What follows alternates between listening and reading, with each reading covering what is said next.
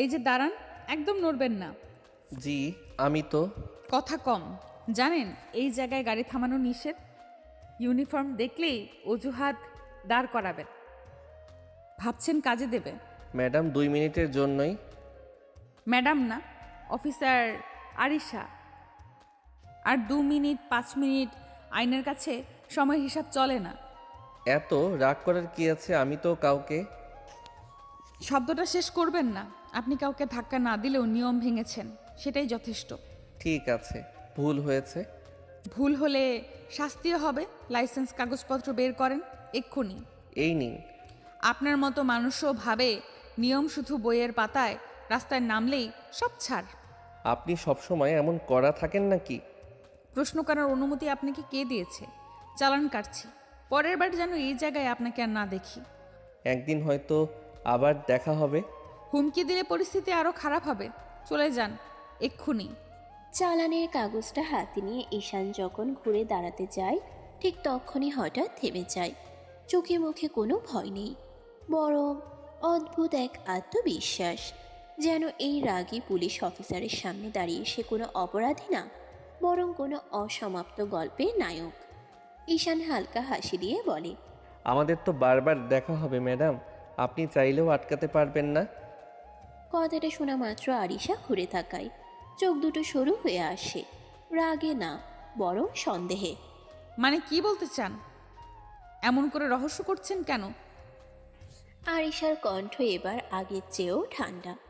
এই ঠান্ডার মধ্যেই সবচেয়ে বেশি ভয় লুকিয়ে থাকে, সেটা ঈশান ভালোই বুঝতে পারে। তবু সে পিছিয়ে যায় না। ঈশান এক পা সামনে এগিয়ে আসে, গলার স্বর নিচু করে। রহস্য না ম্যাডাম, শুধু এইটুকু বলছি, আবার দেখা হবে। আপনি কি আমাকে হুমকি দিচ্ছেন, নাকি পুলিশের সাথে ফান করার সাহস দেখাচ্ছেন? না হুমকি, না ফান। কিছু সম্পর্ক কাগজে শুরু হয় না, সামনে এসে দাঁড়ায়। এই কথায় আরিশার ভ্রু কুঁচকে যায়।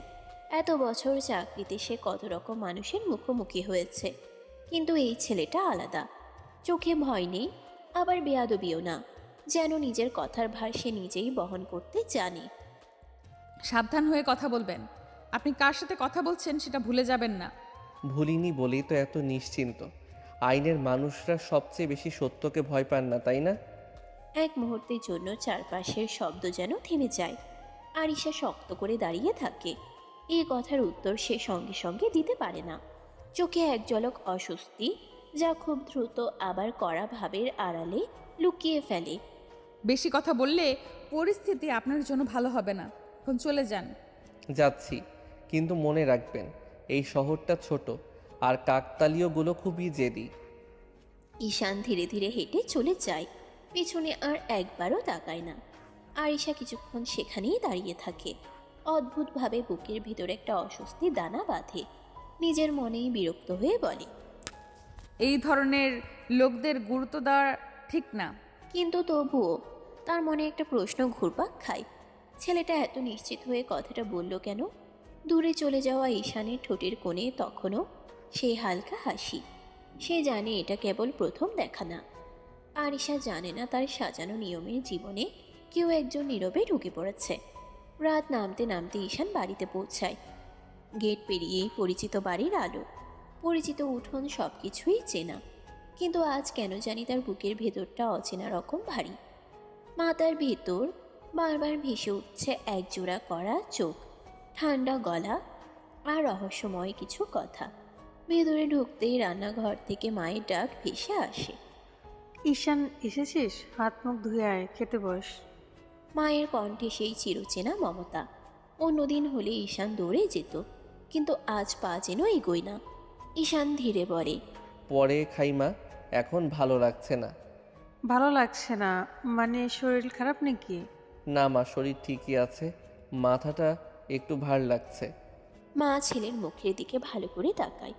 ছেলের চোখে আজ সেই চঞ্চলতা নেই, কোথায় যেন ডুবে আছে। অফিসে কিছু হয়েছে নাকি? কারোর সাথে ঝামেলা? তেমন কিছু না মা, এমনি।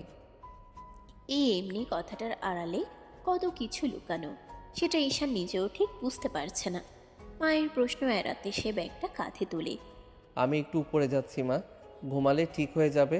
ঠিক আছে, তোর জন্য খাবার রেখে দিচ্ছি, খিদে লাগলে খেয়ে নিস। ঈশান কোনো উত্তর দেয় না। সিঁড়ি ভেঙে ধীরে ধীরে উপরে উঠে যায়। প্রতিটা ধাপে যেন তার মাথার ভেতরের ভাবনাগুলো ভারী হয়ে ওঠে।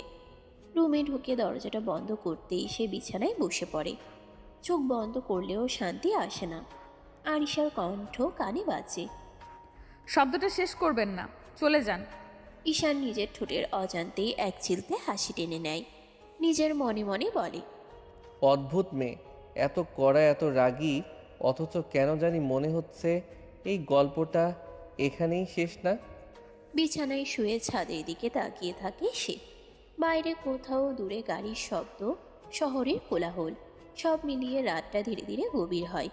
আর নিচে রান্নাঘরে মা থালায় ভাত ঢালতে ঢালতে একবার দীর্ঘশ্বাস ফেলে। মায়ের মন বলে, ছেলেটার চোখে আজ অন্যরকম কিছু আছে। এই রাতে দুজন মানুষ আলাদা জায়গায় দাঁড়িয়ে, আলাদা ভাবনায় ডুবে। একজন জানে না সে কার জীবনে ঢুকে পড়েছে, আর আরেকজন বুঝতে শুরু করেছে তার নিয়মের জীবনে কেউ একজন নীরবে নড়াচড়া শুরু করেছে। সকালের রোদটা আজ একটু বেশিই তীক্ষ্ণ। ব্যাগ কাঁধে নিয়ে ঈশান ভার্সিটির গেট বেরোয়। চারপাশে পরিচিত কোলাহল, হাসি, আড্ডা, দৌড়ঝাঁপ। শুধু তার ভেতরটা অদ্ভুতভাবে চুপচাপ। মাথার ভিতর এখনও গতকালের কিছু কথা ঘুরে বেড়াচ্ছে। কিছু চোখ, কিছু রাগী উচ্চারণ। ক্যাম্পাসের ভেতরে ঢুকতেই হঠাৎ পেছন থেকে ডাক। এই ঈশান, কই থাকিস রে? ফোন ধরিস না কেন? কাল থেকে ফোন দিচ্ছি, একবারও রিসিভ করলি না। হঠাৎ এত ব্যস্ত হলি নাকি? আরে না রে, এমনিতেই। এই এমনিতেই শব্দটা যেন ঈশানের আজকের সবচেয়ে বড় ঢাল। বন্ধুরা মুখের দিকে তাকিয়ে থাকে। এমনিতেই মানে কি? তোর মুখ দেখে তো ভালো লাগছে না। বেশি ভেবে লাভ নাই, রাতে মাথাটা একটু ধরেছিল, তাই ফোনটা সাইলেন্টে ছিল। বাহ, আমাদের খবর নেওয়ার দরকারই মনে হলো না। ঠিক আছে, মেনে নিলাম। তিনজন একসাথে হাঁটতে হাঁটতে ক্লাসরুমের দিকে যায়। চারপাশে পরিচিত করিডোর, দেয়ালে নোটিশ বোর্ড, দূরে ক্যান্টিনের গন্ধ, সবই চেনা। তবু ঈশানের কাছে আজ সব কিছু একটু দূরের মনে হচ্ছে। ক্লাসের সামনে দাঁড়িয়ে বন্ধু এক আবার বলে, শোন, আজ স্যারের ক্লাসে ঢুকবি তো? কালকে টপিকটা বুঝিস নাই? ঢুকবো না কেন? আজ তো প্রেজেন্টেশন নিয়েই পড়াবে। আরে হ্যাঁ, লাস্ট সেমিস্টারের সেই থিওরি যেটা কেউ ঠিকমতো বোঝে না। ঈশান এবার একটু সিরিয়াস হয়। চোখে সেই চঞ্চলতা ফেরে, যেটা পড়াশোনার সময় ওর আলাদা পরিচয়। ওইটা কঠিন কিছু না, বেসিকটা ক্লিয়ার থাকলে সব সহজ। তাহলে তুই আমাদের উদ্ধার করবি। আজ ক্লাসে এসে সব বুঝিয়ে দিবি। ঠিক আছে, ক্যান্টিনে বসেই বুঝিয়ে দেব। বন্ধুরা হাসতে হাসতে ক্লাসে ঢুকে যায়। বেঞ্চে বসে ঈশান খাতা খুলে বোর্ডের দিকে তাকালেও মনটা পুরোপুরি সেখানে নেই। হঠাৎ করে কলম থেমে যায়। চোখের সামনে ভেসে উঠে কড়া দৃষ্টি, ঠান্ডা গলা। আপনি কার সাথে কথা বলছেন সেটা ভুলে যাবেন না। এই কি হলো, হঠাৎ চুপ কেন? কিছু না, স্যার আসছে, চুপ কর। ক্লাস শুরু হয়। বোর্ডে লেখা স্যারের ব্যাখ্যা সবই বলছে। বোর্ডে লেখা স্যারের ব্যাখ্যা সবই চলছে। ঈশান নোট নেয়, প্রশ্নের উত্তর দেয়। বাইরে থেকে দেখলে কেউ বুঝতেই পারবে না তার ভেতরে অন্য এক অদৃশ্য অস্থিরতা কাজ করছে। ক্লাস শেষে বন্ধুরা আবার ঘিরে ধরে। মানতেই হবে, আজ তুই একদম ফর্মে ছিলি। ওই লাস্ট প্রশ্নটার উত্তর না দিলে তো আমি শেষ। পড়াশোনা বাদ দিলে চলবে নাকি? ডিগ্রি তো আর রাস্তায় পাওয়া যায় না। ঠিকই বলেছিস, চল ক্যান্টিনে যাই, আজকের টপিকটা বুঝিয়ে দে। তারা ক্যান্টিনের দিকে হাঁটে। ঈশান হাঁটতে হাঁটতে ভাবে জীবনটা কত সহজ ছিল এতদিন। ক্লাস, বন্ধু, পড়াশোনা, এই গণ্ডির ভেতরেই সব। কিন্তু কেন জানি মনে হচ্ছে কোথাও থেকে কেউ একজন এসে এই গণ্ডির বাইরে টান দিচ্ছে। আর সেই টানটা অদ্ভুতভাবে সে নিজেও এড়াতে চাইছে না। ক্যান্টিনের এক কোণে তিনজন বসে। টেবিল জুড়ে খাতা, কলম আর আধ খাওয়া নাস্তা। চারপাশে আড্ডার শব্দ, চায়ের কাপের টুংটাং, সব মিলিয়ে ক্যাম্পাসের চেনা দৃশ্য। মাঝখানে বসে ঈশান বোঝাতে বোঝাতে বোর্ডের মতো খাতায় রেখা টানে। দেখ, এই অংশটা যদি আগে ধরিস তাহলে পরের ফর্মুলাটা এমনিতেই মিলবে। আচ্ছা, এখন বুঝছি, আগে মাথার উপর দিয়ে যেত সব। ঈশান ধৈর্য ধরে আবার বুঝিয়ে দেয়। কথার ভঙ্গিতে কোনো বিরক্তি নেই, বরং চোখে এক ধরনের স্থিরতা। হঠাৎ বন্ধু দুই ঈশানের দিকে তাকিয়ে হেসে বলে, একটা কথা বলি, রাগ করবি না কিন্তু। বল। কিরে, তুই তো 1 বছর আগেও পড়াশোনায় মন দিয়ে করতিস না, ক্লাসে ফাঁকি দিতি, আড্ডা, এই ছিল তোর লাইফ। হঠাৎ কি এমন দেখলি যে একদম বদলে গেছিস? কথাটা শুনে ঈশানের হাতের কলম থেমে যায়। সে কয়েক সেকেন্ড চুপ থাকে, চোখ নামিয়ে খাতার পাতায় তাকায়, যেন ভেতরের কথাগুলো গুছিয়ে নিচ্ছে। তারপর ধীরে ধীরে মাথা তুলে বলে, মানুষের একটা সময় আসে যখন সে বুঝতে শেখে সব কিছু হালকাভাবে নিলে জীবন হালকা থাকে না। বাহ, আজকাল দার্শনিক হয়ে যাচ্ছিস দেখছি। দার্শনিক না, বাস্তববাদী। চারপাশের শব্দ যেন একটু দূরে সরে যায়। ঈশানের কণ্ঠে এবার এক ধরনের দৃঢ়তা। জীবনের লক্ষ্যে পৌঁছাতে পড়াশোনা সবার আগে। আমি বুঝে গেছি শর্টকাটে খুব দূরে যাওয়া যায় না, তাই আমি সেই পথটাই বেছে নিয়েছি। হঠাৎ এত বড় সিদ্ধান্তের পেছনে কোনো কারণ আছে নাকি? এক মুহূর্তের জন্য ঈশানের চোখে ভেসে ওঠে কিছু তিক্ত অতীত। ঈশানের গলা ধরে আসে। সে দ্রুতই নিজেকে সামলে নেয়। কারণ থাকতেই পারে, কিন্তু সব কারণ সবাইকেই বলতে নেই। যাই হোক, ভালো দেখেই তো যাচ্ছিস, আমাদেরও একটু টেনে তুলিস। সেটাই তো করছি। একসাথে থাকলে এগোনো সহজ হয়। তিনজন আবার পড়ায় মন দেয়। ঈশান বোঝাতে থাকে, বন্ধুরা মন দিয়ে শোনে। বাইরে থেকে দেখলে মনে হবে এটা নিছকই একদল ছাত্রের পড়াশোনা, কিন্তু ঈশানের ভেতরে তখন অন্য এক দৃশ্য। নিজের মনে এসে বলে, লক্ষ্য ঠিক না করলে কারোর সামনে দাঁড়ানো যায় না। বিকেলের আড্ডা শেষে ঈশান ভার্সিটির গেট পেরিয়ে বের হয়। চারপাশে ছাত্রছাত্রীদের ভিড়, গাড়ির শব্দ, পরিচিত কোলাহল। সে একটু সামনে এগিয়েই হঠাৎ থেমে যায়। সামনের রাস্তায় উত্তেজনা। দুজন কনস্টেবল এক লোককে ধরে রেখেছে। লোকটা চেঁচাচ্ছে, হাত ছাড়ানোর চেষ্টা করছে। আর ঠিক মাঝখানে কড়া ভঙ্গিতে দাঁড়িয়ে আছে আরিশা। চোখে সেই চেনা আগুন, কণ্ঠে কোনো নরম ভাব নেই। চুপ করুন, আর একবার নড়াচড়া করলে অবস্থা খারাপ হবে। আসামিটা মরিয়া হয়ে হাত ছাড়াতে চাইছে। আরিশা এক ঝটকায় তার কলার চেপে ধরে। কতদার পাওয়ার আছে নাকি? এত জোর দেখাচ্ছেন কেন? এই কথাটা শোনা মাত্র ঈশানের ভেতরে কেমন যেন একটা অদ্ভুত সাহস জেগে ওঠে। সে আর দূরে দাঁড়িয়ে থাকে না, ধীরে ধীরে কাছে এসে বলে, বাবা মেয়ে হয়েও এত জোর হাতটা ধরেন, একটু হালকা করলে কি হয়? আরিশা চমকে তাকায়। চোখের সামনে ঈশান। এক মুহূর্ত চিনতে দেরি হয় না, ভ্রু দুটো আরো শক্ত হয়ে যায়। একটা খেয়ে দেখুন মিস্টার, কেমন লাগে। মার নয়, আদর পেতে চাই। কনস্টেবল দুজন পর্যন্ত একবার করে তাকায়। আরিশার চোখের রাগ মুহূর্তে দ্বিগুণ হয়। পুলিশের সাথে ফ্লার্ট, জেলে ভরে দেব কিন্তু। তাহলে তো দেখা আরও নিয়মিত হবে। আপনার কথাই তো ঠিক হলো। বেশি বুদ্ধি দেখাবেন না, আমি ডিউটিতে আছি। জানি আপনাকে ডিউটিতেই সবচেয়ে ভয়ঙ্কর লাগে। এক সেকেন্ডের জন্য দুজনের চোখে চোখ, চারপাশের শব্দ যেন মিলিয়ে যায়। তারপর আরিশা নিজেকে শক্ত করে নেয়। কনস্টেবল, আসামিকে গাড়িতে তুলুন। আসামিকে তুলে নেওয়া হয়। গাড়ি এগিয়ে যায়। আরিশা ঘুরে আবার ঈশানের দিকে তাকায়। আপনি এখান থেকে যান, নইলে সত্যিই ঝামেলায় পড়বেন। ঝামেলাই তো খুঁজছি বলে বারবার আপনার সামনে পড়ছি কেন? আরিশা আর এক মুহূর্তও দাঁড়ায় না, কড়া পায়ে হেঁটে চলে যায়। ইউনিফর্মের ভেতরেও তার রাগ স্পষ্ট। ঈশান পেছনে দাঁড়িয়ে তাকিয়ে থাকে। ঠোঁটের কোণে ধীরে একটা হাসি ফুটে ওঠে। আরিশা দ্রুত পায়ে হাঁটছে। ডিউটির রেশ এখনো শরীরে, চোখে সেই চেনা করা ভাব। হঠাৎ পেছন থেকে দৌড়ে আসার শব্দ। এই যে দাঁড়ান। আরিশা থামে না। ঈশান আরও কাছে এসে হাঁটতে হাঁটতেই বলে, বাইরে তো এত রাগী, ভিতরে কেমন আপনি? এই কথায় আরিশা হঠাৎ থেমে যায়। ধীরে ঘুরে তাকায়, চোখে আগুনের ঝিলিক। ভেতরে খাবার, আপনি নিয়ে কি করবেন? জানার ইচ্ছে আছে বলেই তো মানুষ বাইরে একরকম ভিতরে আরেক রকম হয়। আরিশা ঠোঁট চেপে ধরে। এই ছেলেটা সীমা বোঝে না, নাকি বুঝেও ভাঙছে তা সে ধরতে পারছে না। বেশি ব্যক্তিগত প্রশ্ন করছেন, এটা ভালো লক্ষণ না। আচ্ছা, ব্যক্তিগতই যদি বলি, স্বামীকে খুব আদর করেন? আপনাকে বলবো কেন? আপনি কে আমার? গলা উঁচু না, কিন্তু প্রতিটা শব্দ কাটার মতো ধার। আশপাশের দু একজন তাকিয়ে দেখে। ঈশান অবশ্য এক চুলও বিচলিত না। ঠিকই তো, আমি তো এখনো কেউ না, তবু জানার ইচ্ছে আছে। কোন সাহসে পুলিশ অফিসারের ব্যক্তিগত জীবন নিয়ে কথা বলেন? সাহস না, কৌতূহল। বাইরে এত কঠিন, ভিতরে কি একটু নরম না? এই প্রশ্নে আরিশা চুপ করে যায়। 1 সেকেন্ডের জন্য তার চোখে একটা অদ্ভুত ছায়া খেলে যায়। খুব দ্রুত আবার কড়া ভাব ফিরে আসে। আপনার কৌতূহল ভুল জায়গায় যাচ্ছে, এই রাস্তা ছেড়ে দিন। রাস্তা তো ছেড়ে দেব, কিন্তু প্রশ্নটা রেখে যাব। আর একবার এমন কথা বললে আইনের ভাষায় উত্তর দেব। সেটাও মেনে নেব, কিন্তু একদিন আপনি নিজেই উত্তর দেবেন। আরিশা আর কথা বাড়ায় না, সোজা সামনে হাঁটতে শুরু করে। পিছনে আর তাকায় না। ঈশান দাঁড়িয়ে থাকে। তার চোখে আজ আর দুষ্টুমি না, বরং এক ধরনের স্থির সিদ্ধান্ত। নিজের মনে বলে, বাইরে যতই কঠিন হোক, ভিতরে কিছু না থাকলে মানুষ এমন চোখে তাকায় না।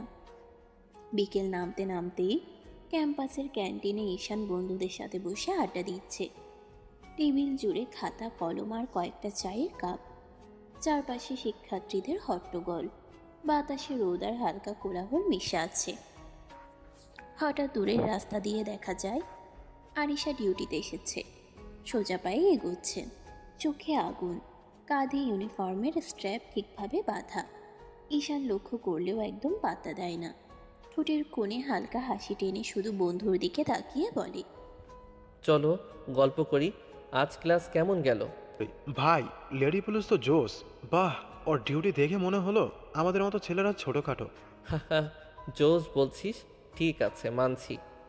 বন্ধুরা হেসে চায়ের কাপের দিকে তাকিয়ে ঈশান নিজের চোখে দেখে আরিশা একটু দূরে দাঁড়িয়ে চারপাশ নজর রাখছে। ভিতরে রাগ, বাহিরে কর্তৃত্ব। সেই মিলনই তার চোখে আজও অদ্ভুতভাবে আকর্ষণীয়। ভাই, ওর চোখে আগুন, বডি ল্যাঙ্গুয়েজ সব মিলিয়ে ফাটাফাটি। তুই বলতি না এই শহরে সব পুলিশ এত রাগী হয়? সবাই না, কিছু মানুষ আছে যারা ইউনিফর্মের ভেতরেও আগুন লুকিয়ে রাখে। আরিশা এবার পাশের টেবিলের দিকে তাকায়, চুপচাপ। ঈশান চোখ ফেরায় না। কিছুক্ষণ তারা একে অপরকে মাত্র নজরে ধরেই যায়। ভাই দেখেছিস, ও হেঁটে চলে গেল। এই শহরের সব লেডি পুলিশের যদি এমন হয়। হ্যাঁ, কিন্তু দেখো, কিছু মানুষ শুধু পেশাই কঠিন, ভিতরে অন্য কেউ থাকতে পারে, সেটা খুঁজে বের করতে হয়। বন্ধুরা কিছু বলতে পারল না। আরিশা চলে গেলেও তার উপস্থিতি পুরো ক্যান্টিনে একটা অদ্ভুত ছাপ রেখে গেল। ঈশান আবার চায়ের কাপ হাতে নিয়ে ধীরে হাসে। নিজেই মনে মনে বলে, রাগী ম্যাডাম, তুমি যতই বাইরে কঠোর হও, কি আমি একদিন দেখতে চাই। ক্যান্টিনের বিকেলটা ধীরে ধীরে গড়িয়ে যায়। বন্ধুরা আড্ডায় ব্যস্ত, কিন্তু ঈশানের মন সবসময় সেখানে। আরিশার চোখ, তার আগুন, তার শক্তি। রাত নামে। ঈশানের বাড়িতে ডাইনিং টেবিল সাজানো, হালকা আলো, ধোঁয়া ওঠা ভাতের গন্ধ আর ভাজে ডাল, সব মিলিয়ে পরিচিত পারিবারিক দৃশ্য। ঈশান খাবারের পাত্র হাতে টেবিলের দিকে বসে। মা একটু হাসি দিয়ে সালাদ সাজাচ্ছেন। বাবা নীরব বসে, চোখে কাগজ, হালকা ধূমপানের ছাপ। খাবার শুরু হতেই বাবা হালকা কণ্ঠে প্রশ্ন তোলেন, পড়াশোনা কেমন চলছে? ভালো বাবা। বাবার চোখে সন্তুষ্টির ছাপ। তবে সে জানে শুধু পড়াশোনা যথেষ্ট নয়। বাবা একটু কড়া ভঙ্গিতে যোগ করেন, এবার দায়িত্ব নিতে শেখো, কয়দিন পরে বউ ঘরে আসবে। ঈশানের ভেতরে এক অদ্ভুত উত্তেজনা জেগে ওঠে। বাবা শুধু ভবিষ্যতের জন্য আগ্রহী, কিন্তু ঈশান জানে এই দায়িত্ব মানে শুধু পড়াশোনা বা কাজ নয়, একটা নতুন জীবন। সব করব বাবা। হ্যাঁ ঈশান, কিন্তু মনে রেখো, দায়িত্ব মানে শুধু কঠিন কাজ নয়, ভালোবেসেও শিখতে হয়। এটা মানুষকে বুঝতে হবে, সময় দিতে হবে। হ্যাঁ মা, মনে রাখবো। মায়ের কথায় ঈশানের চোখে অদ্ভুত দৃঢ়তা ফুটে ওঠে। সে জানে ভবিষ্যতের প্রতিটা পদক্ষেপই এখন গুরুত্বপূর্ণ। পড়াশোনার দায়িত্ব, সম্পর্ক, সব মিলিয়ে সে নতুন এক অধ্যায়ের দিকে এগোচ্ছে। ঠিক আছে, খেয়ে নাও। পড়াশোনা সামলাতে হবে তো। সামলে নিব বাবা। রাতে খাবারের আড্ডা শেষ হয়। ঈশান নিজের ঘরে উঠে বসে। চোখ বন্ধ করেও ভাবনা থামে না। রাত গভীর, ঘরের আলো ম্লান, শুধু টেবিল ল্যাম্প চলছে। ঈশান বই খুলে কিছুক্ষণ পড়েছে, কিন্তু মন আর চোখ কোথাও ধরে না। হঠাৎ মোবাইল ফোনের স্ক্রিন জ্বলজ্বল করে। নামটা দেখে হালকা হাসি ফোটে তার ঠোঁটে। হ্যালো ভাই। ঈশান, কেমন আছিস? ঠিক আছি, তুমি কেমন? ভালো। জানিস জিশানের জন্মদিন কাল? হ্যাঁ, কি প্ল্যান করছিস? সারপ্রাইজ পার্টি দিব, তুই আসবি তো? সব আয়োজন আমরা আগে থেকেই ঠিক করেছি। ঈশানের চোখে আনন্দের ঝিলিক। দীর্ঘদিন বন্ধুরা মিলে হেসে খেলে গল্প করে, এমন মুহূর্তগুলোই সব থেকে মধুর। ভালোই হলো। ঠিক আছে, আমি আসছি। পারফেক্ট, সকলে অপেক্ষা করছে। খাবার, গান, সাজসজ্জা সব মিলিয়ে আমরা বানাবো দারুণ কিছু। জানি আমি সময় মতো চলে আসব। জানি আমি ঠিক সময় মতো চলে আসব। বন্ধুরা, হাসি, গান, আনন্দ, কিছুক্ষণের জন্য সব কঠিন চিন্তা দূরে সরিয়ে রাখার সব সময়। ঘড়ির কাঁটা এগোচ্ছে, রাতের নীরবতা ভাঙছে না। ঈশান বইটি বন্ধ করে নিজের বিছানায় শুয়ে থাকে। মনে বারবার বাজছে কাল জিসানের জন্মদিন, সারপ্রাইজ, বন্ধুত্ব, আনন্দ আর এক নতুন গল্প শুরু হতে যাচ্ছে। রাত গভীর, চাঁদ হালকা আলো ছড়িয়ে দিয়েছে মাঠের উপর। ঘাসে শিশির ঝরছে, বাতাসে ঘ্রাণ মিশেছে ফুলের এবং কুড়ির। ঈশান এবং তার কয়েকজন বন্ধু ছোট্ট মাঠের মধ্যে এক কোণে বসে আছে। হাতে লাইট, ব্যাগে কেক, সজ্জার জন্য রঙিন ব্যানার, সব প্রস্তুত। ঠিক আছে সবাই, সব ঠিকঠাক আছে তো? হ্যাঁ ভাই, সব ঠিক। জিসান কখন আসবে সেটা তো আমরা টাইমিং ঠিক করেছি। আর আমিও খুশি হচ্ছি ওর মুখ দেখার জন্য। আজকের সারপ্রাইজে ওর রিয়াকশন প্রাইসলেস হবে। ঈশান ধীরে ধীরে ঘুরে চারপাশ দেখে। মাঠটা শান্ত, শুধু এই রাতের কোলাহল আর দূরে কিছু কাটার মতো গাছের ছায়া। এই শান্তি যেন আরও আগ্রহ বাড়াচ্ছে। ঠিক আছে, সবাই চুপচাপ থাকো। চোখ বেঁধে আমরা সরাসরি পার্টি দিব। চোখ বেঁধে? ও, কেমন মজা হবে? ঠিক তাই। ওর সামনে বসে হঠাৎ সব খুলে দেব। দেখবে কিভাবে সব আয়োজন করেছি। মুহূর্তে সবাই প্রস্তুত। ব্যানার টাঙানো, লাইট জ্বালানো, কেক টেবিলে সাজানো। ঈশানের চোখে ছোট্ট হাসি।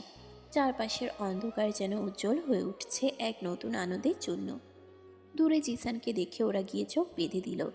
জিসান ধীরে ধীরে হাসে। সে কোনো কিছু বুঝতে পারছে না। ঈশানের বন্ধুরা তাকে ধরে নিয়ে মাঠের ঠিক মাঝখানে বসায়। কোথায় আনলি রে? কি হলো ভাই? চুপ, চোখ বেঁধে রেখো, আরেক সেকেন্ড ধৈর্য ধরো। মুহূর্তটি উত্তেজনায় ভরে যায়। সব বন্ধু নিজ নিজ অবস্থান নিলে ঈশানের কণ্ঠ নরম কিন্তু ধৈর্যপূর্ণ। এবার চোখ খুলো। জিসান চোখ খুলে।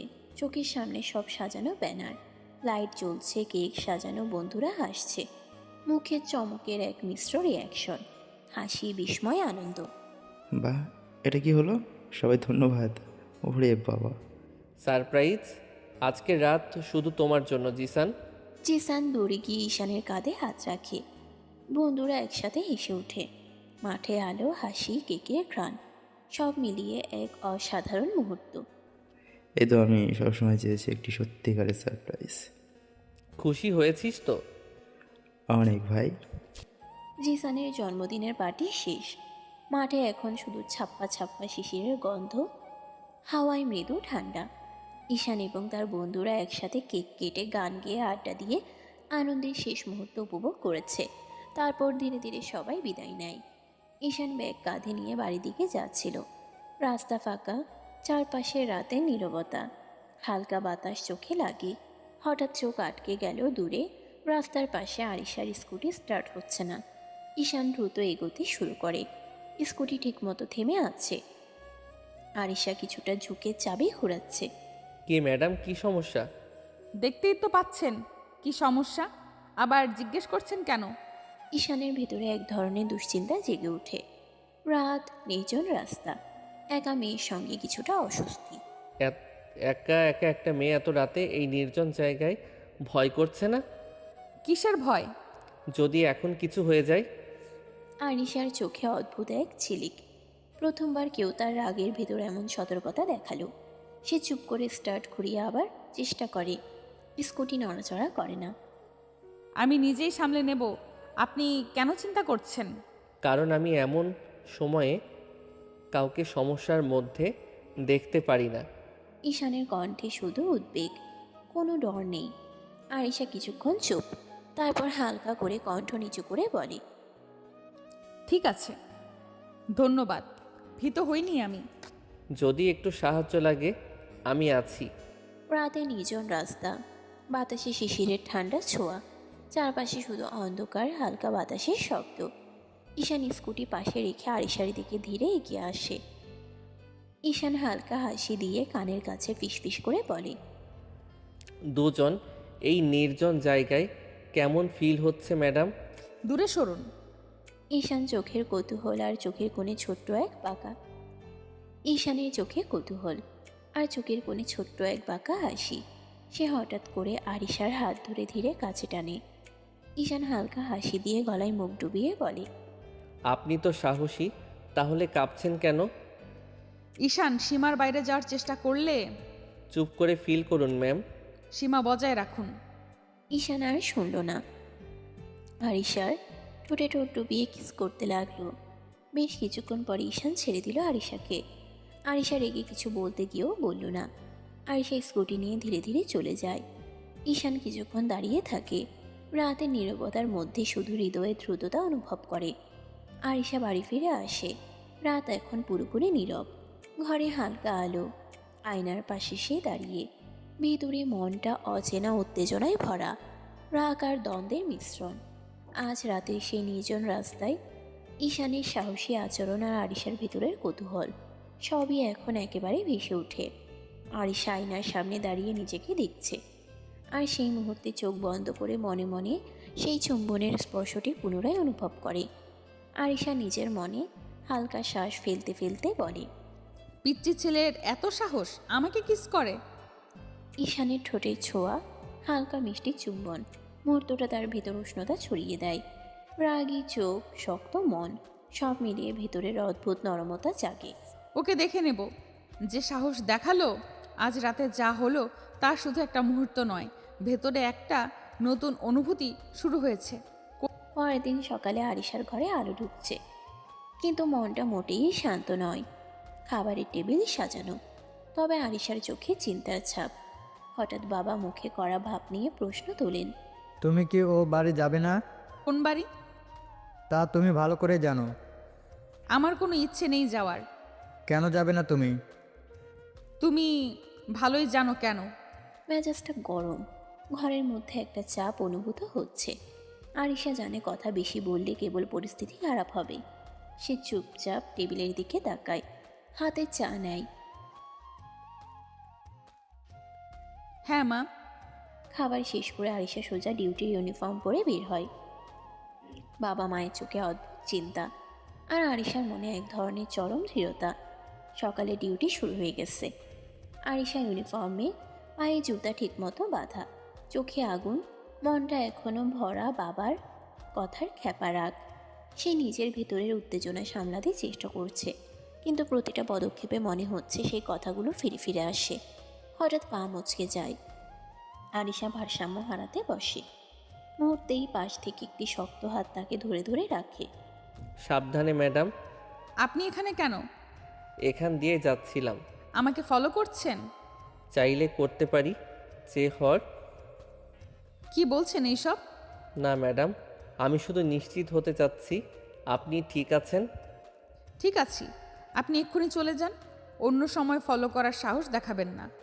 ঈশান একটু হেসে ধীরে দূরে সরে যায়। আরিশা আবার নিজের ভিতরের উত্তেজনা সামলাতে থাকে। ঈশান একটু দূরে গিয়ে দাঁড়ায়। চোখে সেই দুষ্টু ঝিলিক, ঠোঁটের কোণে বাঁকা হাসি। হঠাৎ আকাশের দিকে আঙ্গুল ছুঁয়ে আরিশার দিকে একটা ফ্লাইং কিস ছুড়ে দেয়। আরিশার রক্তচাপ যেন এক লাফে বেড়ে যায়। চোখ লাল, কণ্ঠ কঠিন।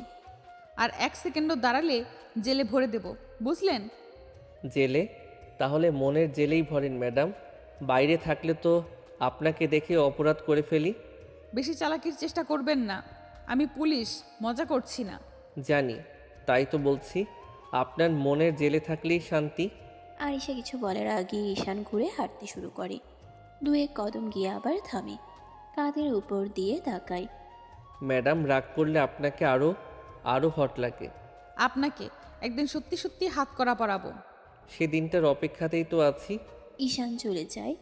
আরিশা কিছুক্ষণ দাঁড়িয়ে থাকে। চারপাশে ডিউটির কোলাহল, কিন্তু তার ভেতরে অদ্ভুত এক অস্থিরতা। রাগে দাঁত চেপে ধরে সে ফিসফিস করে বলে, এই ছেলেটা আমার মাথা গরম করতেই জন্মেছে। তবুও অজান্তেই তার চোখের কোণে এক মুহূর্তের জন্য অন্যরকম এক ঝাঁকুনি খেলে যায়, যেটা সে কোনোভাবেই স্বীকার করতে চায় না। কয়েকদিন পরে সকালে ঘরের মধ্যে চায়ের কাপে হালকা ধোয়া, কিন্তু আরিশার মন আজও পূর্ণ এক চিন্তায়। হঠাৎ বাবা মুখে সতর্ক ভঙ্গি নিয়ে বলে, তোমার আজাদ আঙ্কেলের বাড়িতে দাওয়াত আছে, চলো যেতে হবে। আমার ডিউটি আছে, তোমরা যাও।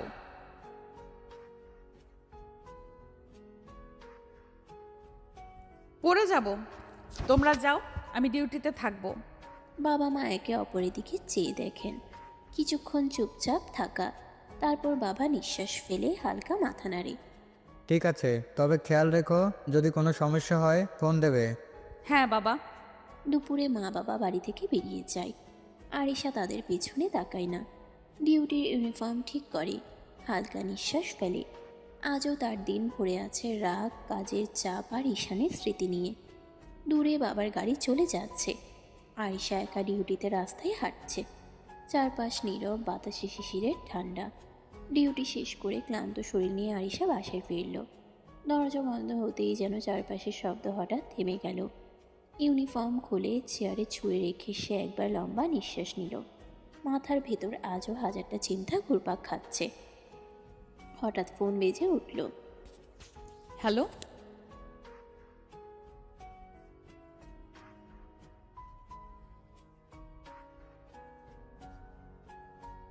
কেন পারবো না? আমি কি ছোট বাচ্চা নাকি?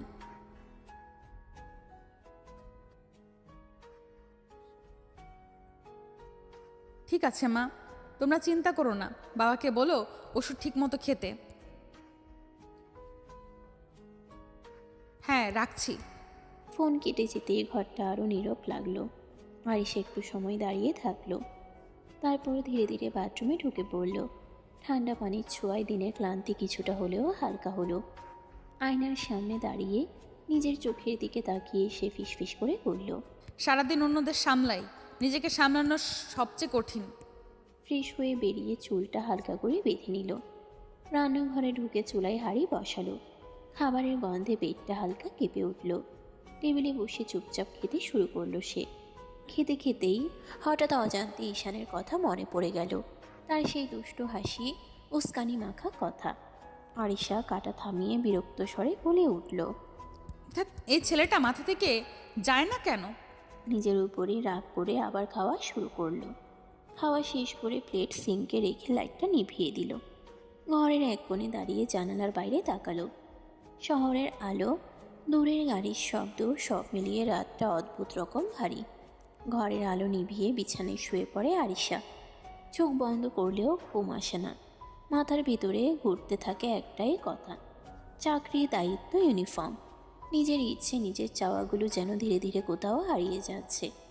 আরিশা হালকা দীর্ঘশ্বাস ফেলে উঠে বসে। সব কিছু কি শুধু ডিউটি আর দায়িত্বেই শেষ হয়ে যাবে? হঠাৎ সে আলমারির দিকে তাকায়। অনেকদিন না ছোঁয়া এক কোণে ভাঁজ করা একটা শাড়ি হাত বাড়িয়ে বের করে আনে। নরম কাপড়টা আঙ্গুলে ছুঁতেই মনটা অদ্ভুতভাবে নরম হয়ে আসে।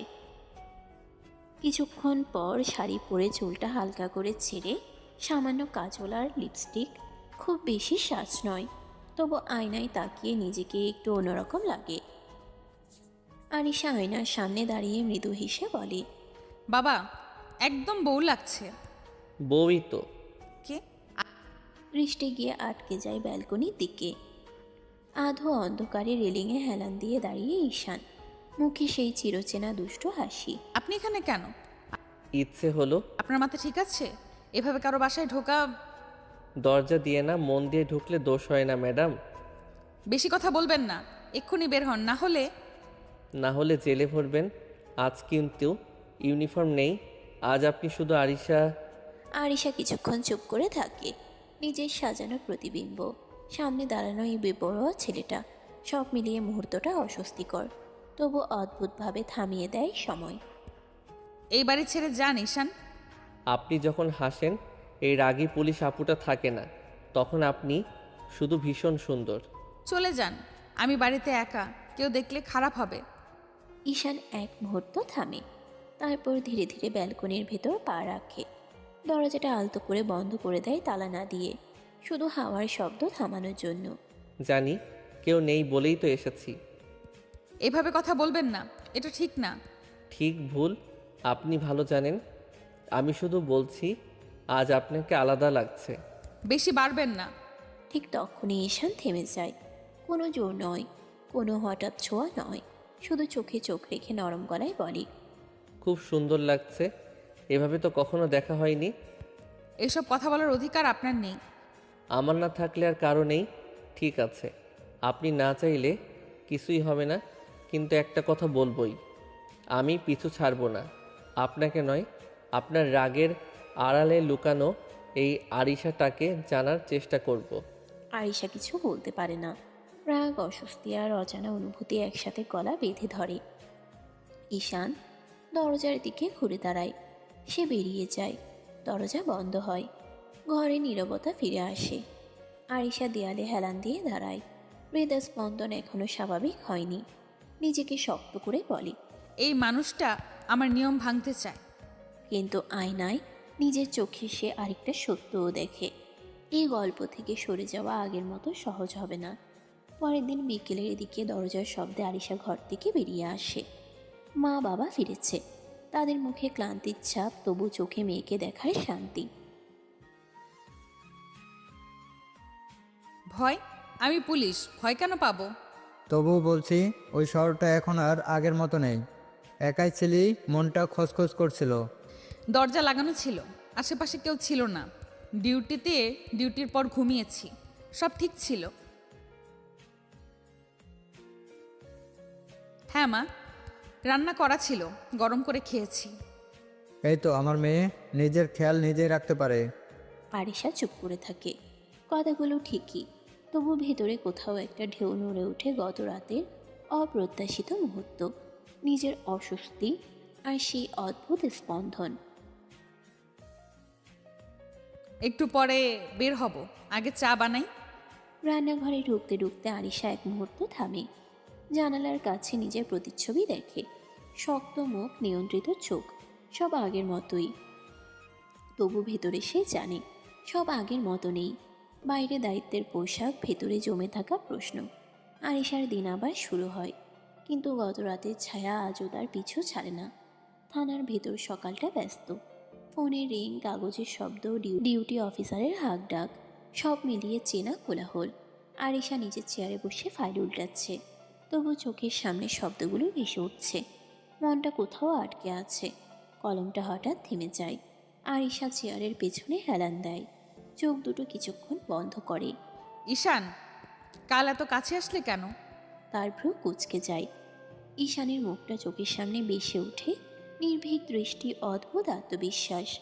আগে তো এমন করতো না, হাসি ঠাট্টা করতো ঠিকই, কিন্তু সীমা জানতো। তাহলে কাল হঠাৎ কেন কেন ওইভাবে কথা বলল? কেন এতটা নিশ্চিত ছিল? আরিশা নিজের উপরই বিরক্ত হয়। একজন পুলিশ অফিসার হয়ে এসব ভাবা তার পছন্দ নয়। সে নিজেকে শক্ত করার চেষ্টা করে। না, আমি ভুল ভাবছি। হয়তো ওর স্বভাবটাই এমন, বেপরোয়া, বাড়াবাড়ি করা। যদি শুধু দুষ্টুমি হতো, তাহলে চোখে ওই জিদটা কেন ছিল?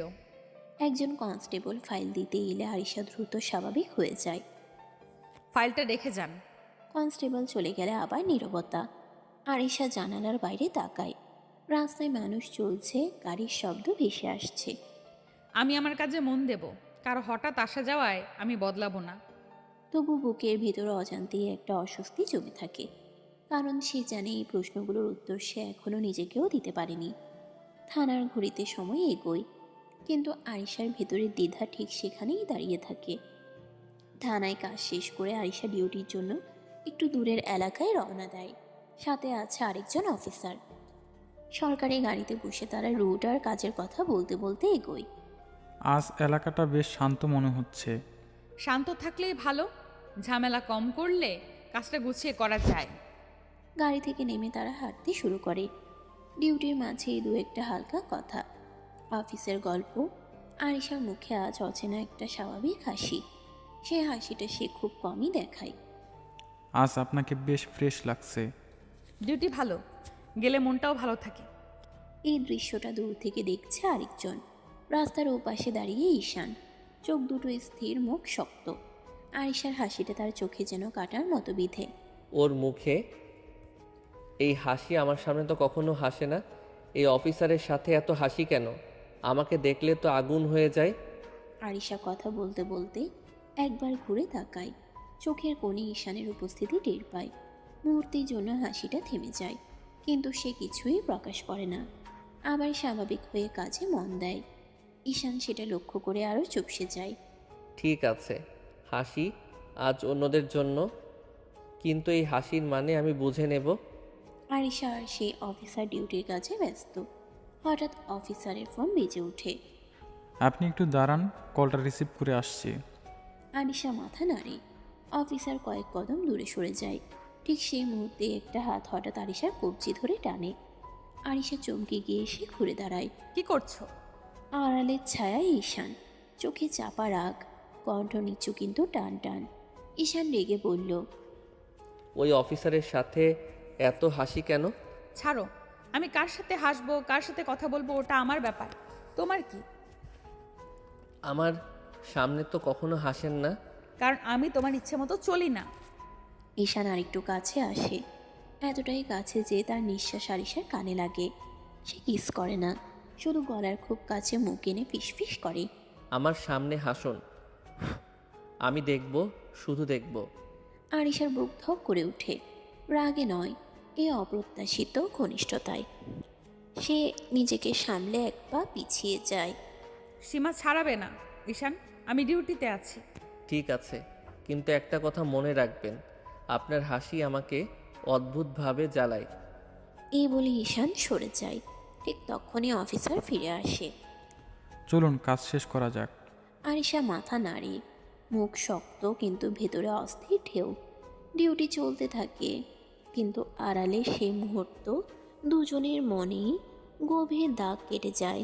রাত গভীর, ঘরের লাইটগুলো নিভে এসেছে, শুধু ড্রয়িং রুমে হালকা আলো জ্বলছে। আরিশা ডিউটি শেষে চুপচাপ বসে আছে, মুখে ক্লান্তি, চোখে একরাশ ভাবনা। হঠাৎ বাবা ধীরে এসে সামনের চেয়ারে বসেন। আর কতদিন এভাবে থাকবি আরিশা? এভাবে মানে? কাজ, ডিউটি, একা থাকা, মানুষ তো কথা বলে না মা, সমাজে কানাঘুষা থামে না। আমি মানুষের কথা ভাবি না বাবা। তুই না ভাবলো মানুষ ভাববে। আমরা তো এই সমাজে বাস করি, চাইলেও বাইরে থাকতে পারি না।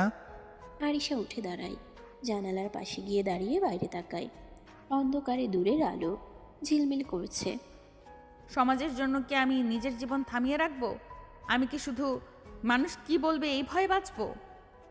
আমি তো শত্রু নই, আমি শুধু চাই তুই একটু শান্তি পা। শান্তি যদি নিজের মনের বিরুদ্ধে গিয়ে পাই, তাহলে সে শান্তি আমার চাই না বাবা। তোর মা বাবা হিসেবে দায়িত্ব আছে আমাদের। জানি, কিন্তু আমারও তো একটা মন আছে, আমি মনের বিরুদ্ধে কাজ করতে পারবো না। ঠিক আছে, ভাবিস, শুধু একা একা সব বোঝা বইবি না। বাবা চলে যান। আরিশা একা দাঁড়িয়ে থাকে, বুকের ভেতর চাপা কষ্ট, তবু মাথা উঁচু। সমাজ, পরিবার আর নিজের ইচ্ছের মাঝখানে দাঁড়িয়ে আরিশা বুঝতে পারে এই লড়াইটা শুধু বাইরের নয়, সবচেয়ে কঠিন লড়াইটা তার নিজের ভেতরেই। গভীর রাত, ঘর নিস্তব্ধ, জানালার বাইরে হালকা বাতাসে পর্দা নড়ছে। আরিশা ঘুমোতে চেষ্টা করছে, কিন্তু মনটা অস্থির। ঠিক তখনই ব্যালকনির দিকে ক্ষীণ শব্দ। আরিশা চোখ খুলে উঠে বসে। কে? আরিশা চমকে উঠে বলে। ঈশান কোনো শব্দ করে না, আস্তে আস্তে আরও কাছে এগিয়ে আসে। ঈশান, প্রতিদিন এমন করো কেন? জানেন না কেন? আপনি কি বুঝতে পারেন না আমি কি চাই? এসব ভণ্ডামি বাদ দাও, এভাবে আমার ঘরে আসা এটা ঠিক না। আমি ভণ্ড নই ম্যাডাম, আমি শুধু সৎ। দূরে থাকো। ঈশান তার খুব কাছে দাঁড়িয়ে আস্তে আস্তে গলায় মুখ ডুবিয়ে চুমু দিতে থাকে। আরিশা কেঁপে উঠল। ঈশান ফিসফিস করে বলল, আমি আপনাকে চাই ম্যাডাম। এই কথাটা বুঝতে এত কষ্ট কেন? প্লিজ ছাড়ো, এভাবে বলো না। ঠিক আছে, আপনি না চাইলে আমি এক কদমও বাড়াবো না, কিন্তু একটা কথা বলে চাই, আপনি যতটা শক্ত দেখান তার চেয়েও বেশি আপনি ভেতরে ভেঙে পড়েছেন। ঈশান ধীরে ব্যালকনির দিকে ফিরে যায়। আরিশা এখনও কাঁপছে। ঈশান তার ঠোঁটের দিকে তাকিয়ে গিয়ে এসে ঠোঁটে ঠোঁট ডুবিয়ে কিস করতে লাগলো। আরিশা জামা খামচে ধরল। ঈশান ঠোঁট ছেড়ে বলল, ভয় পাবেন না, আমি চাপ দিতে আসিনি, আমি অপেক্ষা করতে পারি। ব্যালকনি দরজা দিয়ে এসে মিলিয়ে যায় অন্ধকারে। আরিশা চোখ খুলে বিছানার ধারে বসে পড়ে। বুকের ভেতর অদ্ভুত কাঁপুনি। সে নিজেকে জড়িয়ে ধরে ফিসফিস করে। কেন তুমি আমাকে এতটা নাড়িয়ে দিচ্ছ ঈশান? পরের দিন সকাল। রাতের অস্থিরতা এখনো আরিশার চোখে মুখে লেগে আছে। নাস্তার টেবিলে বসেও সে অন্যমনস্ক। বাবা খবরের কাগজ পড়ছে, মা রান্নাঘরে। হঠাৎ আরিশা গভীর শ্বাস নিয়ে বাবার দিকে তাকায়। বাবা তাকে আসতে বলো। কাকে? তাকেই। তুমি জানো কাকে বলছি। মানে সেদিন তো দেখছি সে, তখন কথা বলিস নাই? না বাবা, আমি সেদিন অন্যদিকে ঘুরে কথা বলছিলাম, আমি তাকে ঠিক করে দেখিনি। বাবা কিছুক্ষণ চুপ করে থাকেন। মেয়ের মুখের দিকে তাকিয়ে বুঝতে চেষ্টা করেন এই কথার ভেতরে কতটা দ্বিধা, কতটা সিদ্ধান্ত। হঠাৎ আজ তাকে দেখতে চাও কেন? জানি না, কিন্তু এবার নিজের চোখে দেখতে চাই। ঠিক আছে, আজই খবর পাঠাবো, আসতে বলবো। ধন্যবাদ বাবা। বাবা আবার খবরের কাগজে চোখ রাখেন, কিন্তু মনটা সেখানে নেই। আর আরিশা উঠে নিজের ঘরে চলে যায়। ঘরের দরজা বন্ধ করে আয়নার সামনে দাঁড়ায় সে। ইউনিফর্ম ঝোলানো, পাশে সাধারণ শাড়ি। নিজের চোখের দিকে তাকিয়ে ফিসফিস করে বলে, এবার আর পালাবো না, যা দেখার সামনে দাঁড়িয়ে দেখব। সকালটা ঘরের ভেতরেই অদ্ভুতভাবে উজ্জ্বল। রান্নাঘর থেকে ভাত, মাছ, মাংস সব কিছুর গন্ধ ভেসে আসছে। আরিশা জানে আজ সে ডিউটিতে যাচ্ছে না। মন অস্থির, চোখে অদ্ভুত আগ্রহ, আর কপালে হালকা চিন্তার রেখা। মা এত রান্না কেন? মা আমি শুধু দেখতে চাইছি, এত বেশি ভাবো কেন?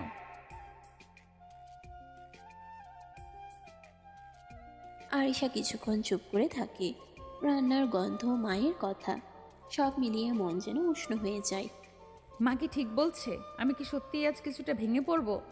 মা রান্না শেষ করে টেবিলে সাজাচ্ছেন। আরিশা পাশে দাঁড়িয়ে তাকায়, সব কিছু নিখুঁত। হঠাৎ মনে হয় এই স্নেহের মাঝে যে নিরাপত্তা আছে। রান্নাঘরের টেবিলের পাশে মা আরিশার দিকে ঘুরে তাকিয়ে বলেন, মা এইসব পড়তে পারবো না।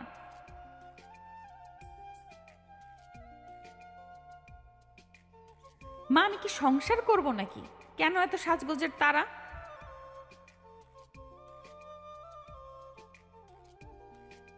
আরিশা ঘরে ফিরে যায়। আলমারি থেকে শাড়ি বের করে হাতে ধরে খুলতে শুরু করে। ভেতরে অস্বস্তি, বড্ড অচেনা উত্তেজনা, সব মিলিয়ে বুকটা টান টান।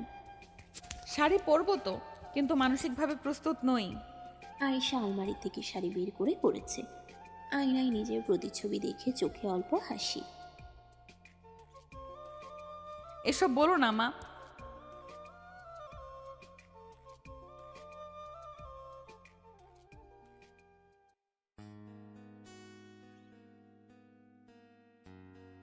আরিশা দীর্ঘ শ্বাস ফেলে। মুখে বিরক্তি রাখে না। কথা না বাড়িয়ে সাবধানে নিজের মতো করে হালকা সাজ করে। চোখের কোণে একটু কাজল, ঠোঁটে হালকা লিপস্টিক, চুলও সামান্য বাঁধে। আয়নার দিকে তাকিয়ে আরিশা অনুভব করে শাড়ি, সাজ, মা বাবার ছোট খুশি, সব মিলিয়ে অজান্তেই তার মন কিছুটা নরম হয়ে গেছে। সন্ধ্যার আলো নরম, বাতাসে হালকা ঠান্ডা। আরিশা ব্যালকনিতে দাঁড়িয়ে আকাশের দিকে তাকিয়ে থাকে। মনটা অস্থির, শরীরটা আজও রাতের ঘটনা মনে করে কাঁপছে। হঠাৎ ধীরে ধীরে ছায়ার ভেতর থেকে ঈশান এগিয়ে আসে। চোখে এক অদ্ভুত তৃষ্ণা। আরিশা এখনো ভাবতে পারেনি। ঈশান গিয়ে আর এক মুহূর্ত বিলম্ব না করে গলার কাছে মুখ ডুবিয়ে কিস করতে শুরু করে। তুমি এখন এখানে কিভাবে এলে? দরজা দিয়ে। কি বলো? বাড়ির সবাই দেখেনি তো? দেখেছে তো, কি হয়েছে? মাথা খারাপ হয়ে গেছে তোমার ঈশান, চলে যাও। ঈশান একটু সরে আরিশার ঠোঁটের কাছে আবার মুখ নিয়ে যায়। এবার কিসটা অন্যরকম। ঈশান ঠোঁট কামড়ে ধরে কিস করতে লাগলো। তারপর কিস শেষ করে বলল, অনেক সুন্দর লাগছে শাড়িতে। আরিশা চোখ বুঝে ফেলে। রাগ, লজ্জা, অস্থিরতা সব মিলিয়ে তার বুকটা টান টান। সে নিজেকে সামলে দাঁড়ায়, কিন্তু ভেতরে অদ্ভুত উত্তেজনা। ব্যালকনির হালকা আলোয় আরিশা চোখ চেপে ধরে দাঁড়িয়ে, বুক ধরফর করছে। চলে যাও ঈশান, সবাই দেখবে। সবাই দেখেছে তো, আমি কি লুকিয়ে এসেছি নাকি? কেউ কিছু বলেনি। আপনার মা তো রুম দেখিয়ে দিল। কি বলো? ছি ছি, সবাই কি ভাববে? কি ভাববে? ভাববে আমরা রোম্যান্স করছি। মান সম্মান শেষ আমার। আরিশা দৌড়ে চলে যেতে চায়, কিন্তু ঈশান দ্রুত এগিয়ে এসে কোমরে হাত রেখে থামায়। কেউ কিছু বলবে না, ভয় পাবেন না, আসুন তো। আরিশা কিছুক্ষণ থেমে থাকে, চোখ বন্ধ করে। ঈশান ধীরে ধীরে তার গলায় মুখ ডুবিয়ে আবার কিস করতে শুরু করে। আরিশার কণ্ঠ এবার নরম নয়, স্পষ্ট কাঁপুনি ধরা পড়ে। প্লিজ চলে যাও, একজন আসবে। কে আসবে আবার? তুমি যাও, এখন বলতে পারবো না। ঈশান ধীরে ধীরে কাছে আসে, হঠাৎ ঝুঁকে ঠোঁটে এক চুমু দিয়ে ফিসফিস করে বলে, না বললে যাব না। মাথা খারাপ নাকি? গুলি করে দেবো কিন্তু। করুন, বারণ করেছি নাকি? তুমি সিরিয়াস না ঈশান? এটা আমার বাড়ি, সম্মান আছে, মান সম্মান আছে। ঈশান হালকা করে আরিশার কাঁধে হাত রাখে, গলায় মুখ ডুবিয়ে ধীরে ধীরে বলে, মান সম্মান আমি নষ্ট করতে আসিনি ম্যাডাম। আমি তো শুধু বলছি আপনি আমাকে চান, এটা অস্বীকার করবেন না। এসব ভণ্ডামি বাদ দাও, প্লিজ যাও এখন। ঈশান আরিশার হাতটা ছাড়ল না। চোখে এবার আর দুষ্টামি নেই, আছে কঠিন স্থিরতা। নিজে আসতে বলে আবার চলে যেতে বলছেন। আজ তো যাব না, এখানেই থাকবো। আমি কখন আসতে বললাম? আপনি যার জন্য অপেক্ষা করছেন আমি সেই। কি বলছো এসব? আপনার না দেখা স্বামী, যাকে বিয়ের দিন না দেখেই অপমান করে তাড়িয়ে দিয়েছিলেন। আরিশা যেন বজ্রাঘাতে স্তব্ধ, চোখ বড় বড় হয়ে যায়। সে ভাবতেই পারেনি ছেলেটা ঈশান হতে পারে, কারণ আরিশা তো তাকে দেখেইনি। উল্টো ঘুরে রাগারাগি করে দাঁড়িয়ে দিয়েছিল। তুমি তুমি সে? হ্যাঁ। আরিশার পা কেঁপে ওঠে, দেয়ালে হাত রেখে নিজেকে সামলায়, নিজেকে শক্ত রাখতে চায় আরও। এটা অসম্ভব, বাবা তো বলেছিল অনেক জুনিয়র, তুমি তো এতটাও জুনিয়র না। সেই জন্যে কি আপনি অন্যদিকে মুখ ঘুরিয়ে বলেছিলেন আমি এই বিয়ে চাই না? আমি জানতাম না, আমি তোমাকে দেখিনি ঈশান। কিন্তু আমি আপনাকে দেখেছিলাম সেই দিন থেকেই। তাহলে এতদিন এসব কেন? কারণ আপনি এখনও আমার স্ত্রী, আর আমি এখনও আপনারই। আরিশা চোখ বন্ধ করে ফেলে, ভিতরে ভিতরে যেন পুরো পৃথিবী উল্টে যাচ্ছে। সে কি করবে এবার? ঈশান তো একবার সামনে চলে এলো। আরিশা গভীর শ্বাস নিয়ে নিজেকে শক্ত করে নেয়। আমার কাছে ক্যারিয়ার আগে, তাই আমি বিয়েটা মানিনি। আর তুমি পড়াশোনাতেও কেমন ভালো না এই কথাই শুনেছিলাম, সব মিলিয়েই আমি মানতে পারিনি। আমি এখন পড়াশোনা করি ম্যাডাম, পারবেন না? কথাটা বলেই সে মুখ ফিরিয়ে নেয়। ঠিক তখনই ঈশান এক পা এগিয়ে এসে আরিশার একদম কাছে চলে আসে। পারবেন না? আরিশা কিছু বলার আগে ঈশান ধীরে গলায় মুখ ডুবিয়ে নেয়, আস্তে আস্তে চুমু দিতে লাগলো। আরিশা কেঁপে উঠল। ঈশান বলে, মানতে হবে ম্যাডাম। তবু আমি জুনিয়র মানতে পারবো না, এসব করে আমাকে বাধ্য করতে পারবে না। আমি বাধ্য করছি না, আমি আর পারছি না। তুমি বোঝো না আমার জীবনটা কতটা কঠিন। বুঝি, তাই তো এখনো চলে যাইনি। তুমি কেন এত জেদ করছো? কারণ আপনি আমার স্ত্রী, আর আমি হাল ছাড়ার মানুষ না। ঘরটা হঠাৎ খুব ছোট মনে হয়। দুজনের মাঝখানে জমে থাকা না বলা কথা বাতাস ভারী করে তোলে। ঈশান ধীরে ধীরে আরিশার আরও কাছে আসে। নিঃশ্বাসের উষ্ণতা ঠোঁট ছুতেই আরিশা অজান্তেই কেঁপে ওঠে। ঈশান আস্তে করে আরিশার ঠোঁটে কিস করতে থাকে। প্রথমটা খুব নরম, দ্বিতীয়টা একটু বেশি আবেগ জড়িয়ে পড়ে। আরিশার আঙ্গুলগুলো শাড়ি শক্ত করে চেপে ধরে। ঈশান ঈশান কিস থামিয়ে কপাল ছুঁয়ে রাখে, তারপর গলায় মুখ ডুবিয়ে চুমু দিতে দিতে নিচু স্বরে বলে, জানেন 1 বছর হয়ে গেছে আমাদের বিয়ের। 1 বছরও আমরা কখনো ঠিক করে একসাথে হতে পারিনি। আজ আমি আর পালাতে চাই না। এসব ঠিক না। আমি জোর করতে আসিনি আরিশা, আমি শুধু জানতে চাই আজ কি আপনি আমায় আপনার কাছে থাকতে দেবেন? কথাটা বলেই সে আবার খুব আলতো করে ঠোঁটে কিস করে। এবার আরিশা সরিয়ে নেয় না।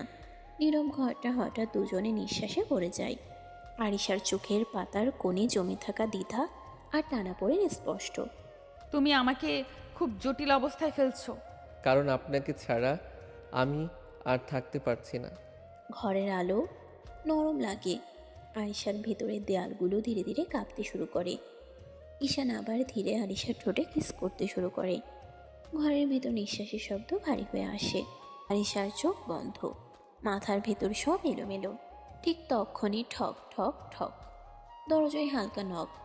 দুজনেই চমকে আলাদা হয়ে যায়। দরজার ওপাশ থেকে মায়ের কণ্ঠ,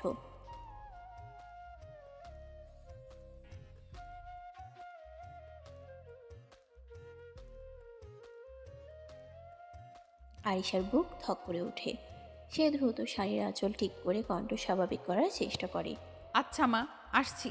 চলো, ভদ্র থাকার চেষ্টা করো। তুমি তো অসভ্য। চিন্তা করবেন না ম্যাডাম, আপনার মা বাবার সামনে আমি খুব ভদ্র জামাই। আরিশা দরজার দিকে পা বাড়াতে গিয়েও থেমে যায়। একবার পেছনে তাকায়। এইসব পরে কথা হবে, এখন চলো। পরে মানে আজই? আরিশা কিছু না বলে দরজা খুলে বেরিয়ে যায়। ডাইনিংয়ে ঢুকতে মায়ের চোখ চকচক করে ওঠে। ধন্যবাদ মা।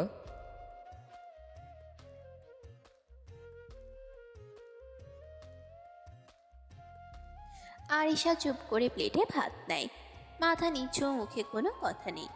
ঈশান মাঝে মধ্যে তাকায়, সে চোখে একরাশ নিশ্চয়তা, আরিশার চোখে দ্বিধা। মা হাসি মুখে বলে। আরিশার হাত কাঁপে। সে বুঝে যায় এই রাত শুধু খাওয়ার নয়, এই রাত অনেক অমীমাংসিত কথারও। ঈশান টেবিলের নিচে খুব আলতো করে তার আঙ্গুল ছুঁয়ে দেয়। কেউ টের পায় না। আরিশা তাকায় না, কিন্তু হাত সরায়ও না। ঘরের ভেতরে অদ্ভুত এক নীরবতা নামে, যার ভেতরে লুকিয়ে আছে ঘরের ভেতরে অদ্ভুত এক নীরবতা নামে, যার ভেতরে লুকিয়ে আছে শুরু আর শেষের মাঝামাঝি এক গভীর টান। ডাইনিং টেবিলের পাশে হালকা শব্দ করে চেয়ার টানার আওয়াজ ভেসে আসে। আরিশার বাবা ধীরে ধীরে এসে দাঁড়ান। কি ব্যাপার, কেমন আছো ঈশান? ভালো আছি আঙ্কেল, আপনি কেমন আছেন? এই তো, বয়সের ভার। তোমার পরিবারের সবাই কেমন আছে? সবাই ভালো আছে আঙ্কেল। বাবা আপনার কথা জিজ্ঞেস করছিলেন। ভালোই। খাও বাবা, খাবার ঠান্ডা হয়ে যাবে, পরে বসে গল্প করব। আচ্ছা আঙ্কেল। আরিশা চুপচাপ বসে থাকে, চামচে ভাত নেড়ে চেড়ে খাচ্ছে, কিন্তু মনটা অন্যখানে। মা খুশি গলায় বলে,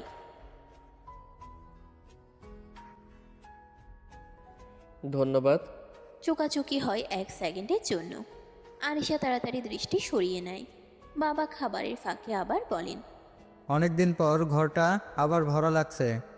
ঈশান সম্মতি সুরে বলে। আমারও তাই মনে হচ্ছে আঙ্কেল।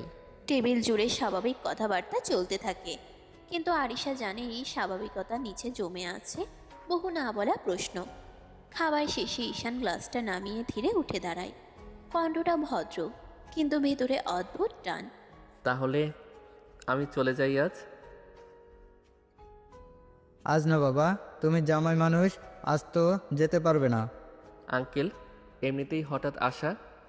এসব কথা চলবে না। জামাই শ্বশুরবাড়ির এলে নিয়ম আছে। আটকে রাখছো কেন বাবা? কারণ জামাই শ্বশুরবাড়ি থেকে রাতে যায় না।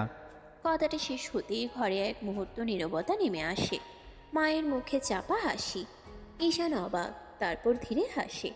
আরিশার গা লাল হয়ে ওঠে, চোখ নামিয়ে নেয়, আর একটাও কথা না বলে দ্রুত রুমের দিকে চলে যায়। পেছন থেকে মায়ের গলা, লজ্জা পেয়েছে মনে হয়। থাক, যাক, তুমি বসো বাবা, আজ এখানেই থাকবে। আচ্ছা আঙ্কেল। অন্যদিকে রুমে ঢুকে দরজা চাপিয়ে দেয় আরিশা। বুক ধরফর করছে, নিজের সাথে বিড়বিড় করে, এখন কি করে দূরে থাকবো? ঈশান ধীরে এসে রুমের দরজাটা বন্ধ করে দেয়। ক্লিক শব্দটা কানে যেতেই আরিশার বুক কেঁপে ওঠে।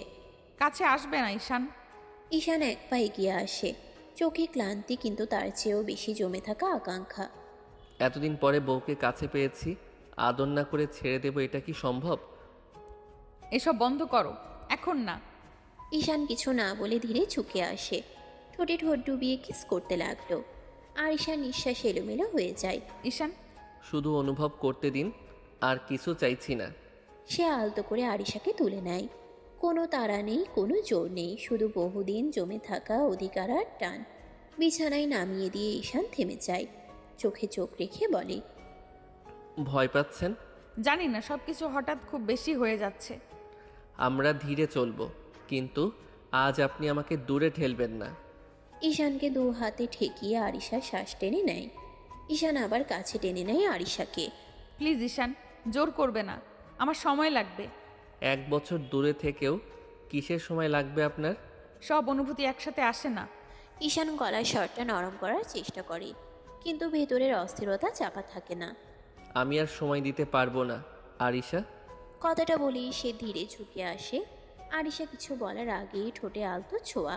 আরিশার নিঃশ্বাস কেঁপে ওঠে। ঠিক তখনই ট্রিং ট্রিং, রুমের নীরবতা ছিঁড়ে ফোন বেজে ওঠে। আরিশা চমকে উঠে ঈশানকে ঠেলে দূরে সরায়। চোখে ফিরে আসে কর্তব্যের কঠোরতা। ফোন স্ক্রিনে ভেসে ওঠে থানা। হ্যালো, ম্যাডাম নতুন কেস এসেছে, এখনই দরকার। ঠিক আছে, আমি আসছি। কল কেটে যায়। ঘরের বাতাস হঠাৎ বদলে যায়। আরিশা ঈশানের দিকে তাকায়।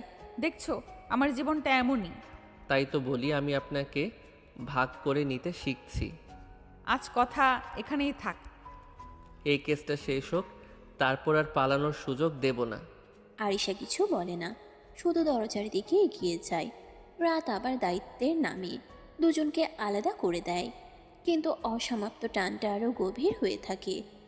আরিশা দ্রুত শালটা কাঁধে তুলে নিতে যায়। ঠিক তখনই ঈশান দৃঢ় গলায় বলে ওঠে, আমিও যাব সাথে। এটা আমার ডিউটি ঈশান। এত রাতে আপনাকে একা ছাড়বো না। আমি সব সময় একাই যাই, আজ নতুন কিছু না। আপনি যান একা ঠিকই, কিন্তু আমি কখনো একা যেতে দেইনি। এসব কি বলছো?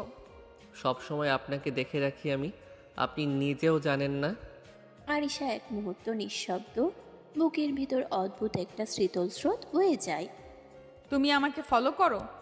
ফলো না, খেয়াল রাখি। আরিশা কিছু বলতে গিয়েও থেমে যায়। এই প্রথম ঈশানের চোখে সে শুধু দুষ্টুমি নয়, দেখে দায়িত্ব, ভয় আর ভালোবাসার অদ্ভুত মিশেল। এটা ঠিক না।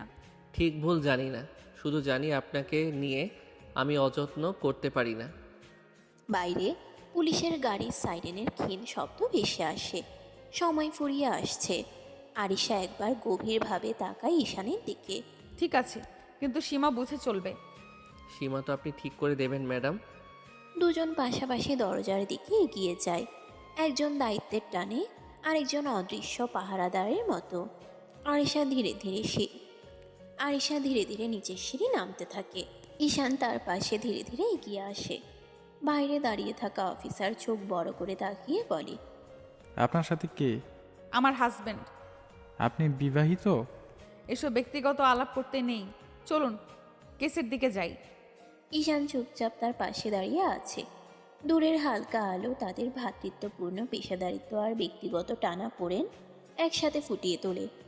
আরিশা ও ঈশান অফিসের গাড়িতে বসে কেস হ্যান্ডেল করতে এগিয়ে চলে। রাতের হালকা বাতাস মুখে লাগে, কিন্তু দুজনের মনে মনে টান আর দায়িত্বের ছাপ একসাথে থাকে। আজকের কেসটা একটু জটিল, সবার সতর্ক থাকতে হবে। চিন্তা করবেন না ম্যাডাম, আমি আপনার পাশে আছি। আরিশা চুপচাপ তাকিয়ে থাকে। ঈশানের উপস্থিতি তার মনকে কিছুটা নিশ্চিন্ত করে। কেসের স্থানে পৌঁছে তারা সকলে সতর্কভাবে কাজ শুরু করে। দৃশ্যটা জটিল, রিপোর্টার, প্রমাণের খোঁজ, অফিসারের নির্দেশনা মেনে চলা, সব মিলিয়ে একটা কঠিন রাত। কাজের মধ্যে মাঝে মাঝে ঈশান আর আরিশার চোখ মিলতে থাকে। একটু অবসর হলেও দুজনের মধ্যে অদ্ভুত টান স্পষ্ট। কেস শেষ, সব ঠিকঠাক হয়েছে? হ্যাঁ, ঝামেলা শেষ হলো। গাড়ি বাড়িয়ে দোরগোড়ায় পৌঁছালে দুজন চুপচাপ বসে থাকে। তারপর নেমে দুজনেই ঘরে চলে যায়। ঈশান রুমের দরজা ধীরে বন্ধ করে দেয়। আরিশা সোফায় বসে ক্লান্ত চোখে তাকিয়ে থাকে। প্লিজ ঈশান, আমি ক্লান্ত, কাছে আসবে না। ঈশান তার পাশে এসে দাঁড়িয়ে, চোখের নরম আলোর মতো উষ্ণতা। ঈশান আলতো স্পর্শ করে গলায় মুখ ডুবিয়ে বলে, সব ক্লান্তি দূর করে দেব সোনা, একটু আদর করতে দাও। আরিশা কিছু বলার আগে ঈশান আবার ঠোঁটে ঠোঁট ডুবিয়ে কিস করতে লাগলো। ধীরে ধীরে কোমলভাবে, যেন সব ক্লান্তি ভেঙে যাবে। আরিশা চোখ বন্ধ করে রাখে। ভেতরে বুঝতে পারছে আজ ঈশান থামবে না। চোখে কিছুটা ভীতি, কিছুটা আকাঙ্ক্ষা। হাতগুলো অচেতনভাবে ঈশানের কাঁধে পড়ে। মনের ভেতর ঘুরছে, এই ধরনের ঘনিষ্ঠতা তার কাছে নতুন, কিন্তু এক অদ্ভুত সুরের মতো টানে। ঈশান চুপচাপ থাকে না। কিছু সময় মুখ ডুবিয়ে, কিছু সময় ঠোঁটে নরম স্পর্শ দিয়ে ধীরে ধীরে আদর করতে থাকে। আরিশা আর কিছু বলে না, শুধু অনুভব করে, অবস্থা বুঝতে চেষ্টা করে, আর ভেতরে ছোট্ট হাহাকার বয়। ঈশান আস্তে আস্তে গলায় কিস করতে করতে নিচে নেমে যায়। আরিশা ঈশানের চুল খামচে ধরল। ঈশান এক ঝটকায় কোলে করে বিছানায় শুয়ে দিয়ে আদর করতে লাগলো সারা শরীরে। সারা রাত চলতে থাকলো আদর। সকালবেলা আরিশা ডাকছে। সকালের হালকা আলো রুমে ঢুকতে আরিশার ঘুম ভাঙল। ছাড়ো ঈশান, ডিউটিতে যাব, সময় কম। না সোনা, আরও একটু থাকো। না, সময় নাই, সরো ঈশান। ঈশান কিছুক্ষণ চুপচাপ তাকিয়ে থাকে। ভেতরের আকুলতা চোখে স্পষ্ট, কিন্তু আরিশা দৃঢ়তা দেখে ধীরে ধীরে সরে যায়। ঠিক আছে, এখন সরছি, পরে কিন্তু সরব না। আরিশা মাথা নেড়ে সম্মতি জানালো। আরিশা ফ্রেশ হয়ে রেডি হলো। ঈশান ধীরে ধীরে রুমের পাশে দাঁড়িয়ে শেষবার চোখে চোখ রেখে বলল, ভালো থাকো, আমি তোমার জন্য অপেক্ষা করব। আরিশা ব্যাগটা তুলে ডিউটির জন্য বেরিয়ে চলে। আরিশা সিঁড়ি নামতেই মা বসে তাকিয়ে বললেন, ডিউটি আছে মা।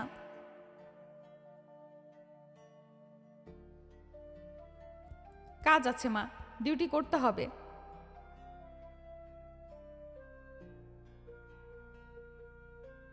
আরিশা কিছুক্ষণ চুপ করে দাঁড়ালো।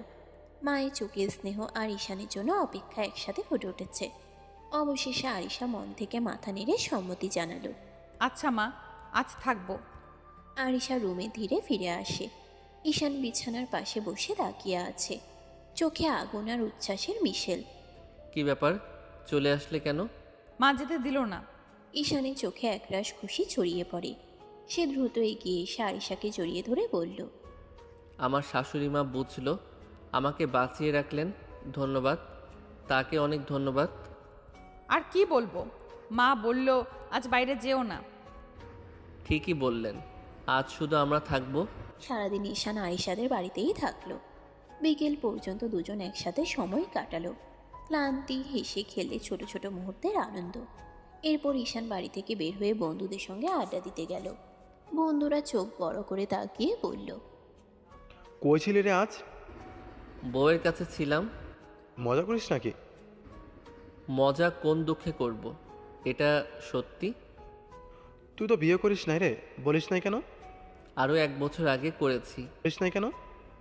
এতদিন বউ মানতো না, তাই বলি নাই। এবার একটু মানছে, তাই বললাম। বন্ধুরা অবাক হয়ে একবার চুপ করে থাকে। তারপর সবাই হেসে ওঠে। ঈশানের চোখে হালকা উষ্ণতা আর খুশি। রাতের নীরবতায় ঈশান বাড়ির বাগানে ঢুকতেই মায়ের কণ্ঠ ভেসে আসে। মা বসেছিলেন, ছেলের মুখের দিকে তাকিয়ে বুঝে নেন আজ কিছু একটা বদলেছে। কি রে ঈশান, আরিশা কি তোকে মেনেছে? ঈশান জুতা খুলতে খুলতে হালকা হাসে, চোখে ক্লান্তি কিন্তু তার চেয়েও বেশি আশা। পুরোপুরি না, তবে কিছুটা মেনেছে। তাহলে হলো, একদিন কি সব হয় নাকি? এবার বাড়ি আনার ব্যবস্থা কর। দেখি মা, কথা বলে দেখি সে কি বলে। ধৈর্য ধরিস, ও সত্য মেয়ে, কিন্তু মনটা খারাপ না। ঈশান মাথা নেড়ে সম্মতি জানায়। মনের ভিতর আরিশার মুখটা ভেসে ওঠে, রাগী চোখ, কঠিন কথা আর তার আড়ালে লুকিয়ে থাকা দ্বিধা। একদিন ঠিকই মানবে, পুরোপুরি। রাত আরও গভীর হয়, কিন্তু ঈশানের চোখে ঘুম নেই। সেখানে শুধু অপেক্ষা আর ভবিষ্যতের স্বপ্ন। পরের দিন সকালটা ঈশানের জন্য অদ্ভুত রকমের টান টান। মনটা ঠিকমতো স্থির হচ্ছিল না। তবুও নিজেকে সামলে থানার সামনে এসে দাঁড়ায় সে। থানার গেটের ভেতরে ঢুকতেই চারপাশে চেনা গম্ভীর পরিবেশ, ইউনিফর্ম করা কণ্ঠ, দ্রুত পায়ের শব্দ। ঈশান গেটের পাশে দাঁড়িয়ে থাকা কনস্টেবলটার দিকে এগিয়ে যায়। ভাই, একটু আরিশা ম্যামকে ডাকবেন। কনস্টেবল ঈশানের দিকে সন্দেহ ভরা চোখে তাকায়, উপর নিচে একবার ভালো করে দেখে নেয়। আপনি কে? ওনার হাজবেন্ড। কি বলেন? আরিশা ম্যাম তো কখনো। জানি, কিন্তু কথাটা সত্যি। কনস্টেবল আর কিছু না বলে ভেতরের দিকে চলে যায়। কিছুক্ষণ পর থানার ভেতর থেকে পরিচিত শক্ত পায়ের শব্দ শোনা যায়। আরিশা বেরিয়ে আসে, ইউনিফর্মে গাম্ভীর্য, চোখে চিরচেনা কঠোরতা। চোখে পড়তেই ঈশানকে দেখে থমকে যায় সে। তুমি এখানে কেন? তোমার সাথে কথা বলতে এসেছি। থানা কোনো গল্প করার জায়গা না ঈশান। জানি, তাই তো বাইরে দাঁড়িয়ে আছি। এক মুহূর্ত চুপচাপ। চারপাশে লোকজনের কৌতূহলী দৃষ্টি আরিশা টের পায়। আরিশা জানে এখানে দাঁড়িয়ে গল্প করলে তাকে কৈফিয়ত দিতে হবে, তাই বলল, 10 মিনিট, এর বেশি না। 10 মিনিটই যথেষ্ট। দুজন থানার গেটের বাইরে এসে দাঁড়ায়। রোদে আরিশার মুখ আরও কঠিন লাগছে। ঈশান একবার সে মুখে তাকিয়ে দেখলো ভালো করে। বলো, কি বলতে এসেছো? মা বলেছে তোমাকে বাড়ি আনার কথা ভাবতে। এত সহজ নাকি? না, তাই তো ভাবছি, জোর করছি না। কথার মাঝখানে হালকা নীরবতা নামে। 10 মিনিটের ভিতর যেন কত কথাই জমে আছে। আরিশা মুখ ফিরিয়ে নেয়। এখন যাও, ডিউটিতে আছি। ঠিক আছে, কিন্তু একদিন কথা বলতে দেবে শান্তভাবে। আরিশা কিছু বলে না, শুধু একবার তাকায়। সেই তাকানোয় রাগের সাথে একটু দ্বিধাও লুকিয়ে থাকে। থানার গেটের সামনে তখনও মানুষের আনাগোনা। আরিশা ঘড়ির দিকে তাকিয়ে ডিউটিতে ফেরার প্রস্তুতি নিচ্ছিল। হঠাৎ ঈশান আচমকা আরিশার হাতটা ধরে ফেলে। এই হাত ছাড়ো, কি করছো? একটু এদিকে আসো। কেন? তোমাকে লাগবে এখানে। পাগল হয়েছো? না, একটু না। চলো গাড়িতে। ঈশান, মাথা খারাপ নাকি? এটা থানা। তাতে কি? আমি কি চুরি করছি? নিজের বউয়ের সাথে একটু রোম্যান্স করব, এতে এত ভয়? একদম বেহায়া। বেহায়া তো তোমারই। ছেড়ে দাও বলছি। কিন্তু ঈশান আর শোনে না। হালকা টানেই তাকে নিজের গাড়ির দিকে নিয়ে যায়। চারপাশে কেউ তেমন খেয়ালও করে না, সবাই নিজের কাজে ব্যস্ত। গাড়ির দরজা খুলে। ওঠো। না। 5 মিনিট, তারপর নিজে নেমে যাবে, কসম। আরিশা এক মুহূর্ত থামে। রাগে বুক ধড়ফড় করছে, তবু অজান্তেই গাড়িতে উঠে পড়ে। দরজা বন্ধ হতেই চারপাশ নিস্তব্ধ। এখন বলো, নাটক কেন? কারণ আমি তোমাকে একটু নিজের করে চাই। এই করা ম্যাডামটা না, আমার আরিশাকে। এসব কথা থানার সামনে বলা যায়? তাই তো গাড়িতে এনেছি। গাড়ির ভেতরটা নিঃশব্দ। বাইরের কোলাহল যেন দরজার বাইরে আটকে গেছে। ঈশান ধীরে ধীরে আরিশার কাছে ঝুঁকে আসে। কোনো তাড়া নেই, কোনো জোরও না, শুধু নরম একটা উপস্থিতি। ঈশান আস্তে করে আরিশার গলার পাশে মুখ নামায়, তারপর গলায় মুখ ডুবিয়ে কিস করতে লাগলো। আরিশা কেঁপে উঠে। ঈশান, কেউ দেখবে। ঈশান চুমো থামায় না, যেন এই মুহূর্তে সে হাতছাড়া করতে চায় না। ঈশান আরও গভীরভাবে গলায় মুখ ডুবিয়ে ফিসফিস করে বলে, দেখবে না সোনা, গাড়ির দরজা বন্ধ, একটু আদর করে ছেড়ে দেব, চিন্তা করো না। আরিশা কিছু বলার আগে ঈশান ধীরে তার ঠোঁটের দিকে ঝুঁকে পড়ে, তারপর ঠোঁট কামড়ে ধরে কিস করতে লাগলো। এবার আরিশা আর পিছিয়ে যায় না। অজান্তেই তার হাত উঠে যায় ঈশানের চুলের ভেতর, আঙ্গুল গেঁথে ধরে। কিছু মুহূর্ত থাকে যেখানে রাগ, ভয়, নিয়ম সব চুপ করে যায়। থেকে যায় শুধু চাপা অনুভূতি আর জমে থাকা না বলা কথা। ঈশান ধীরে ধীরে কিস শেষ করে কপাল ঠেকিয়ে রাখে আরিশার কপালে। বলেছিলাম না আমি জোর করব না, তোমার ইচ্ছেতেই থামবো। আরিশা চোখ নামিয়ে নেয়, কিছু বলে না, কিন্তু তার হাতটা এখনো ঈশানের চুলে আটকানো। গাড়ির ভেতর নিঃশ্বাসের শব্দটা কিছুটা ভারী হয়ে ওঠে। গাড়ির ভেতরে নীরবতা ভেঙে ঈশান ধীরে সরে আসে, চোখে একরাশ দুষ্ট হাসি, গলায় নরম সুর। এখন যাও, ডিউটি করো। আরিশা আয়নায় নিজের মুখটা একবার দেখে নেয়, ঠোঁটের হালকা লালচে ভাব দেখে রেগে যায়। আর আসবে না বেয়াদব, আমার ঠোঁট ফুলে গেছে, সবাই হাসবে। হাসুক, সবাই জানুক তোমার স্বামী আছে। তুমি একদম নির্লজ্জ। স্বামীর অধিকার নির্লজ্জ হলে আমি সেই নির্লজ্জই থাকব। আরিশার বুকের ভেতরটা কেমন জানি করে ওঠে। রাগ, লজ্জা আর অস্বীকারের আড়ালেও কোথাও যেন এক ফোঁটা সত্য লুকিয়ে থাকে, সে একা নয়। আরিশা গাড়ির দরজা খুলে নামতে নামতে বলে, সাবধান করলাম, থানার সামনে এসব করলে কিন্তু হাত করা পরাবো। হাত করা হলেও সমস্যা নাই ম্যাডাম, আপনার হাতেই পড়লে শাস্তিটা মধুর। আরিশা আর এক সেকেন্ডও দাঁড়ায় না, এগিয়ে হেঁটে থানার ভিতরে ঢুকে পড়ে। পিছনে দাঁড়িয়ে ঈশান তাকিয়ে থাকে, চোখে গর্ব, ঠোঁটে হালকা হাসি। রাত বেশ গভীর, ডিউটির ক্লান্তি গায়ে মেখে আরিশা ঘরে ঢুকে ব্যাগটা নামিয়ে চুপচাপ ফ্রেশ হয়ে নেয়। আয়নায় নিজের মুখটা একবার দেখে নেয়, চোখে ক্লান্তি, ভেতরে অদ্ভুত এক অস্থিরতা। নিচে নামতেই রান্নাঘর থেকে মায়ের ডাক। আরিশা আর কথা বাড়ায় না, চুপচাপ বসে ভাত নেয়। কয়েক লোকমা খাওয়ার পর মা পাশের চেয়ারে বসে তাকিয়ে থাকে। ও কেন প্রতিদিন আসবে মা?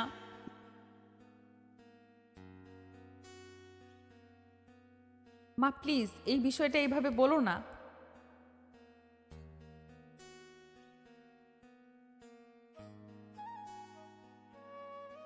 আরিশা জবাব দিতে যাবে, ঠিক তখনই টিং টং কলিং বেলের শব্দে ঘরের ভেতরটা কেঁপে ওঠে।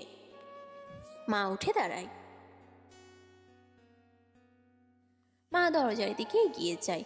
গেট খুলতেই সামনের আলোয় একটা পরিচিত মুখ। আসসালামু আলাইকুম মা।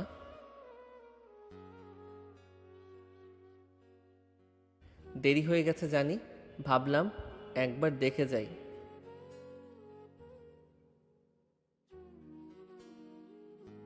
ভেতর থেকে সব শুনে আরিশা উঠে দাঁড়ায়। ডাইনিং টেবিলের পাশে দাঁড়িয়ে দরজার দিকে তাকিয়ে থাকে। ঈশান ঘরে ঢুকতেই দুজনে চোখাচোখি হয়। এক মুহূর্তে নীরবতা। মা খেয়াল করে দুজনের দিকে তাকায়।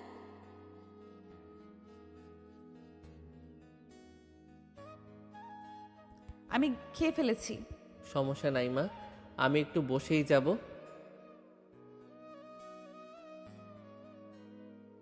মা চলে যেতে আবার সেই নীরবতা। ঈশান ধীরে এগিয়ে এসে চেয়ার টানে। কেমন ছিল ডিউটি? যেমন থাকে। ঠোঁট ঠিক আছে তো? একদম কথা বাড়াবে না। ঘরের ভেতর বাতাসটা হঠাৎই ভারী হয়ে আসে। আরিশা হাত গুটিয়ে দাঁড়িয়ে থাকে, চোখে বিরক্তি আর ঠোঁটে জমে থাকা অভিযোগ। কেন এসেছো আবার? ঈশান ধীরে হেসে তাকায়। সে হাসিতে দুষ্টুমি আছে, আবার অধিকারও। তার থেকে বেশি আছে আরিশাকে জ্বালানোর ইচ্ছে। স্বামী বউয়ের কাছে কেন আসে সেই জন্য এসেছি। তোমার সাহস দিন দিন বেড়েই যাচ্ছে ঈশান। পুলিশ ম্যামের বর যদি সাহস না রাখে তাহলে লোকে কি বলবে বলো? আরিশা কিছু বলতে যাবে, ঠিক তখনই মা হাতে খাবারের ট্রে নিয়ে ঘরে ঢুকে পড়ে।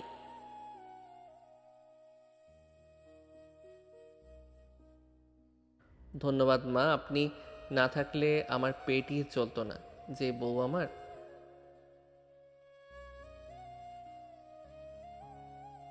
মা তুমি যাও তো। মা বুঝে যায় আর কিছু বলে না, চুপচাপ বেরিয়ে যায়। ঈশান বসে বসে খেতে থাকে। আরিশা জানালার পাশে দাঁড়িয়ে বাইরে তাকিয়ে থাকে, কিন্তু কানটা ঠিকই ওর দিকেই। খাওয়া শেষ করে ঈশান হাত ধুয়ে উঠে দাঁড়ায়। আমি একটু রুমে যাই। কে বলেছে আমার রুমে যেতে? এই বাড়িতে আমার বউয়ের একটা রুম আছে, আমি সেখানেই যাব। আরিশা কিছু বলার আগে ঈশান হেঁটে তার রুমের দিকে চলে যায়। কিছুক্ষণ পর আরিশাও রুমে ঢুকে। দরজা বন্ধ হতেই ঈশান পেছন ফিরে তাকায়। রাগ করলে তোমাকে আরো সুন্দর লাগে জানো। একদম বাজে কথা বলবে না। আমি শুধু সত্যি বলি আরিশা, তুমি যতই শক্ত হও দেখতে কিন্তু মাশাআল্লাহ। ঘরের ভেতর নরম আলো, জানালার পর্দা একটু নড়ে উঠছে। ঈশান বিছানার পাশে দাঁড়িয়ে, চোখে সেই চেনা দুষ্টু আত্মবিশ্বাস। শাড়ি পরে আসো। তোমার কথা মতো চলতে পারবো না, আমি যা ইচ্ছে তাই করব। ঈশান হালকা হেসে আলমারির দিকে এগিয়ে যায়। দরজা খুলে একটার পর একটা শাড়ি সরিয়ে শেষমেশ একটা হালকা রঙের শাড়ি বের করে। তাহলে আমি পরিয়ে দেই। কি বেয়াদবি করছো তুমি? একটু পরেই তো সব দেখব। এত লজ্জা কিসের ম্যাডাম? আরিশার রাগে গাল লাল হয়ে যায়। সে ঝট করে শাড়িটা ঈশানের হাত থেকে কেড়ে নেয়। একদম বাড়াবাড়ি করো না। এই বলে সে দ্রুত বাথরুমের দিকে চলে যায়। দরজা বন্ধ হতেই ভেতর থেকে লক দেওয়ার শব্দ। ঈশান বাইরে দাঁড়িয়ে হেসে ফেলে। তাড়াতাড়ি আসবেন কিন্তু, শাড়িতে আপনাকে দেখার খুব ইচ্ছে। বাথরুমের ভেতর আরিশা আয়নার সামনে দাঁড়িয়ে গভীর নিঃশ্বাস নেয়। হাত কাঁপছে রাগে না অস্বস্তিতে, সে নিজেই বুঝতে পারে না। কিছুক্ষণ পর দরজা খুলে যায়। আরিশা ধীরে বের হয়, শাড়িটা পরা, চুল আলগা করে বাঁধা। ঈশান এক মুহূর্ত থেমে যায়, চোখ সরাতে পারে না। দেখো আমি তো বলেছিলাম শাড়িতে তোমাকে আলাদা লাগে। তাকিয়ে থাকো না। আমার কাছে এটা অনেক বড় ব্যাপার, কারণ তুমি আমার বউ। আরিশা কিছু বলে না, শুধু জানালার দিকে তাকিয়ে থাকে। বুকের ভেতর অদ্ভুত একটা টান। ঘরের আলোটা নরম হয়ে আসে, বাইরের রাত কারো। ঈশান ধীরে আরিশার কাছে এগিয়ে আসে। ঈশান কানের কাছে মুখ এনে খুব নিচু গলায় বলে, আজ তোমাকে অনেক আদর করব সোনা, তুমি পাগল হয়ে যাবে। আরিশা কিছু বলার আগে ঈশান ঠোঁটে ঠোঁট ডুবিয়ে দিল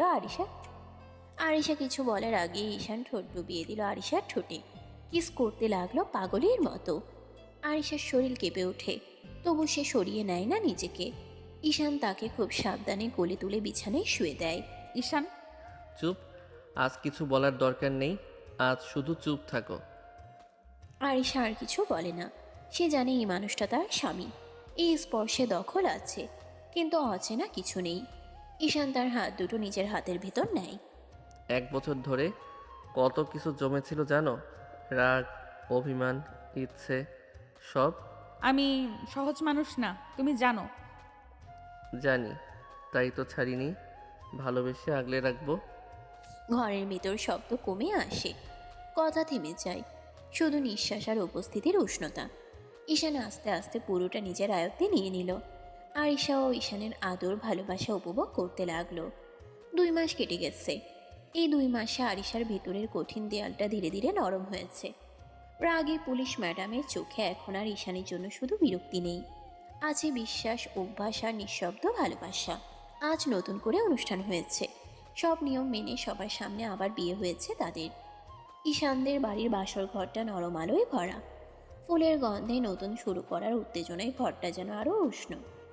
আরিশা বিছানার পাশে বসে আছে, শাড়ির আঁচল ঠিক করতে করতেই একবার আয়নায় তাকায়। নিজেকে চিনতে কষ্ট হয়, এই মেয়েটা কি সত্যি সেই রাগী আরিশা? দরজা খুলে ঈশান ঢোকে, চোখে হাসি, মুখে সেই চেনা দুষ্টুমি। ঈশান হালকা হাসি দিয়ে বলে, কি ম্যাডাম, শেষ পর্যন্ত আমার বেডরুমে এলেন তো? আর কি উপায় আছে, এভাবে বেহায়ার মতো ঘুরছো, না এলে উপায় রাখুনি। ঈশান ধীরে কাছে আসে, তার চোখে আজ কোনো জেদ নেই, শুধু গভীর ভালোবাসা। বেহায়া না ম্যাডাম, এটার নাম ভালোবাসা। আরিশা আর কিছু বলে না। এই মানুষটার কথায় এখন আর রাগ জাগে না, বরং একরকম শান্তি। ঈশান খুব আলতো করে তার গলায় হাত রাখে, কপালে ঠোঁট ছুঁয়ে দেয়। আরিশা চোখ বন্ধ করে ফেলে। এই স্পর্শ এখন আর অচেনা নয়।